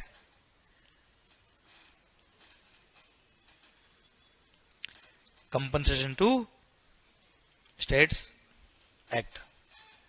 और सर देश में कितने स्टेट्स है? आवाज नहीं आ रही हुई सर? ठीक है मैं समझ गया। सर पॉइंट मेरा आपसे है 28 स्टेट्स, 28 तो स्टेट्स। पर सर अगर आपको आइडिया हो, दिल्ली, यस दिल्ली आम आदमी पार्टी सर, हाँ है ना, आपने देखा होगा दिल्ली के अंदर अपना खुद का स्टेट लेजिस्लेचर है sir. Delhi is a union territory पर इसका खुद का अपना स्टेट लेजिस्लेचर है। क्लियर? पुडुचेरी जिसको पौंडीचेरी बोलते हैं, हाँ है ना। And third is Jammu and Kashmir जो हमारा था, हमारा है और हमारा रहेगा। सर ये तीन पता पड़ा सर, अभी हम सब चालू हो गए। सर तो तीन स्टेट, तीन यूनियन टेरिटरीज, दिल्ली, पुडुचेरी और जम्मू एंड कश्मीर, ये तीनों क्या है, यूनियन टेरिटरीज है, पर इनका खुद का स्टेट लेजिस्लेचर है सर। इसलिए इन तीनों का भी एसजीएसटी एक्ट अपने आप में अलग है सर। तो 28 तो स्टेट्स थे ही, क्लियर, प्लस 3 यूनियन टेरिटरीज का स्टेट एक्ट है सर। टोटल कितने हो गए मालिक? 31। तो इतने बन गए क्या, एसजीएसटी एक्ट्स। क्लियर? टोटल कितने हो गए सर? 35 एक्ट्स बन गए। क्लियर? तो सर जीएसटी को इंट्रोड्यूस करने के लिए 35 एक्ट पास करने पड़े। पर आप चिंता ना करें सर, आपने अगर सीजीएसटी एक्ट पढ़ लिया मतलब समझ लो आप 31 एसजीएसटी एक्ट भी आपको आते हैं। क्लियर? आईजीएसटी हमको पढ़ना पड़ेगा। क्लियर? यूटीजीएसटी एक्ट पढ़ने की जरूरत नहीं है आपको, एंड जीएसटी कंपनसेशन सेस ये पढ़ने की जरूरत आपको नहीं है। वैसे आपके सिलेबस के अंदर ये 2 एक्ट ही आते हैं। ओके और हाँ, as far as this act is concerned, ये सिलेबस में नहीं आता, पर जस्ट बता देता हूं आपको कि सर गवर्नमेंट ने क्या किया, 2015-16 फाइनेंशियल ईयर जो था उसकी हर स्टेट की वेट रेवेन्यू कैलकुलेट करी कि हर स्टेट वाइज वेट रेवेन्यू कितना था, उसको बेस ईयर रख दिया सर, उसको बेस ईयर रख दिया और बोल दिया कि अगले 5 साल तक, नेक्स्ट 5 इयर्स तक हम आपका जो वेट का रेवेन्यू था 16-17 में, उससे कंपेयर करेंगे आपकी एसजीएसटी की रेवेन्यू कितनी थी। अगर आपको लॉस हो रहा होगा तो हम वहां से उस फंड में जो टोबैको वाले लोग कहते हैं सर, वहां से जो फंड आएगा वो हम क्या करेंगे, आपको उतना अमाउंट कंपनसेट करेंगे सर। क्लियर? समझा मेरी बात बच्चों? क्लियर? 5 साल तक। तो स्टेट गवर्नमेंट बोला कि सर 2016-17 की रेवेन्यू को अगर आप कंपेयर करोगे नेक्स्ट 5 इयर्स तक, महंगाई आपकी बढ़ती है, हमारी नहीं बढ़ती है क्या? आपकी रेवेन्यू बढ़ती है, हमारी नहीं बढ़ेगी क्या सर? तो एक इंक्रीमेंटल फैक्टर तो होना चाहिए ना सर यार। तो एक 14% का इंक्रीमेंटल फैक्टर रखा सर, कितने परसेंट का? तो ईच ईयर 14% ऐड करेंगे। क्लियर? वो रेवेन्यू को कंपेयर करेंगे किसे? एचडीएफसी की रेवेन्यू से। फिर नेक्स्ट ईयर अगेन सर उससे 14% ऐड करेंगे एंड अगेन कंपेयर करेंगे एचडीएफसी से। डिफरेंस अगर होगा, लॉस अगर, अच्छा प्रॉफिट होगा कुछ नहीं करेंगे, लॉस होगा तो वहां से कंपनसेट कर देंगे। क्लियर? ये लगभग पूरा एक्ट आपको पढ़ा दिया मैंने, इतना ही एक्ट है बस ये, समझे मेरी बात? फिर इसमें लिख दिया कि बाकी सारे सेक्शंस, बाकी सारे प्रोविजंस जो इस सीजीएसटी एक्ट में लिखे वो सब सेम है सर। इसमें यूटीजीएसटी एक्ट पूरा सेम है, केवल इसमें लेवी का सेक्शन दे रखा है। बोला यूनियन टेरिटरी के अंदर जो भी आप सेल परचेस करोगे उस पर यूटीजीएसटी एक्ट लगेगा विद इन द स्टेट और with in the union territory, और गवर्न करता है कौन? Central government. बाकी सारे सेक्शन सेम है जो सीजीएसटी एक्ट में लिखे सर। क्लियर? समझे मेरी बात? और एसजीएसटी एक्ट तो एब्सोल्युटली कॉपी पेस्ट है, बस फर्क क्या है? जहां पे भी गवर्नमेंट वर्ड यूज हुआ है, सीजीएसटी एक्ट में गवर्नमेंट का मीनिंग क्या है? सेंट्रल गवर्नमेंट, और एसजीएसटी में क्या है सर? State government. और 2-3 सेक्शन चेंज थे, वो ट्रांजिशन प्रोविजन के टाइम पे। जब जीएसटी नया नया इंट्रोड्यूस हो रहा था तब पुरानी क्रेडिट के नए क्रेडिट में क्या करना है, उस तरह के प्रोविजन में कुछ चेंज था, वो अब काम के सेक्शन नहीं रहे, वो वन टाइम एक्सरसाइज थी केवल सर 2017 में बस। क्लियर? मतलब अगर आपने सीजीएसटी एक्ट ढंग से पढ़ लिया तो लगभग सारे एक्ट आपको आ जाएंगे। इसलिए आपके सिलेबस में सीजीएसटी एक्ट है प्लस आईजीएसटी एक्ट है सर। क्लियर? और आपने अगर ये पढ़ लिया तो वन नेशन वन टैक्स पूरा कवर हो जाएगा सर आपका। क्लियर? पक्का 100%? तो शुरू करेगा सर जीएसटी? ओके तो सर एक छोटा सा ब्रेक ले लेते हैं, उसके बाद शुरू करते हैं हम।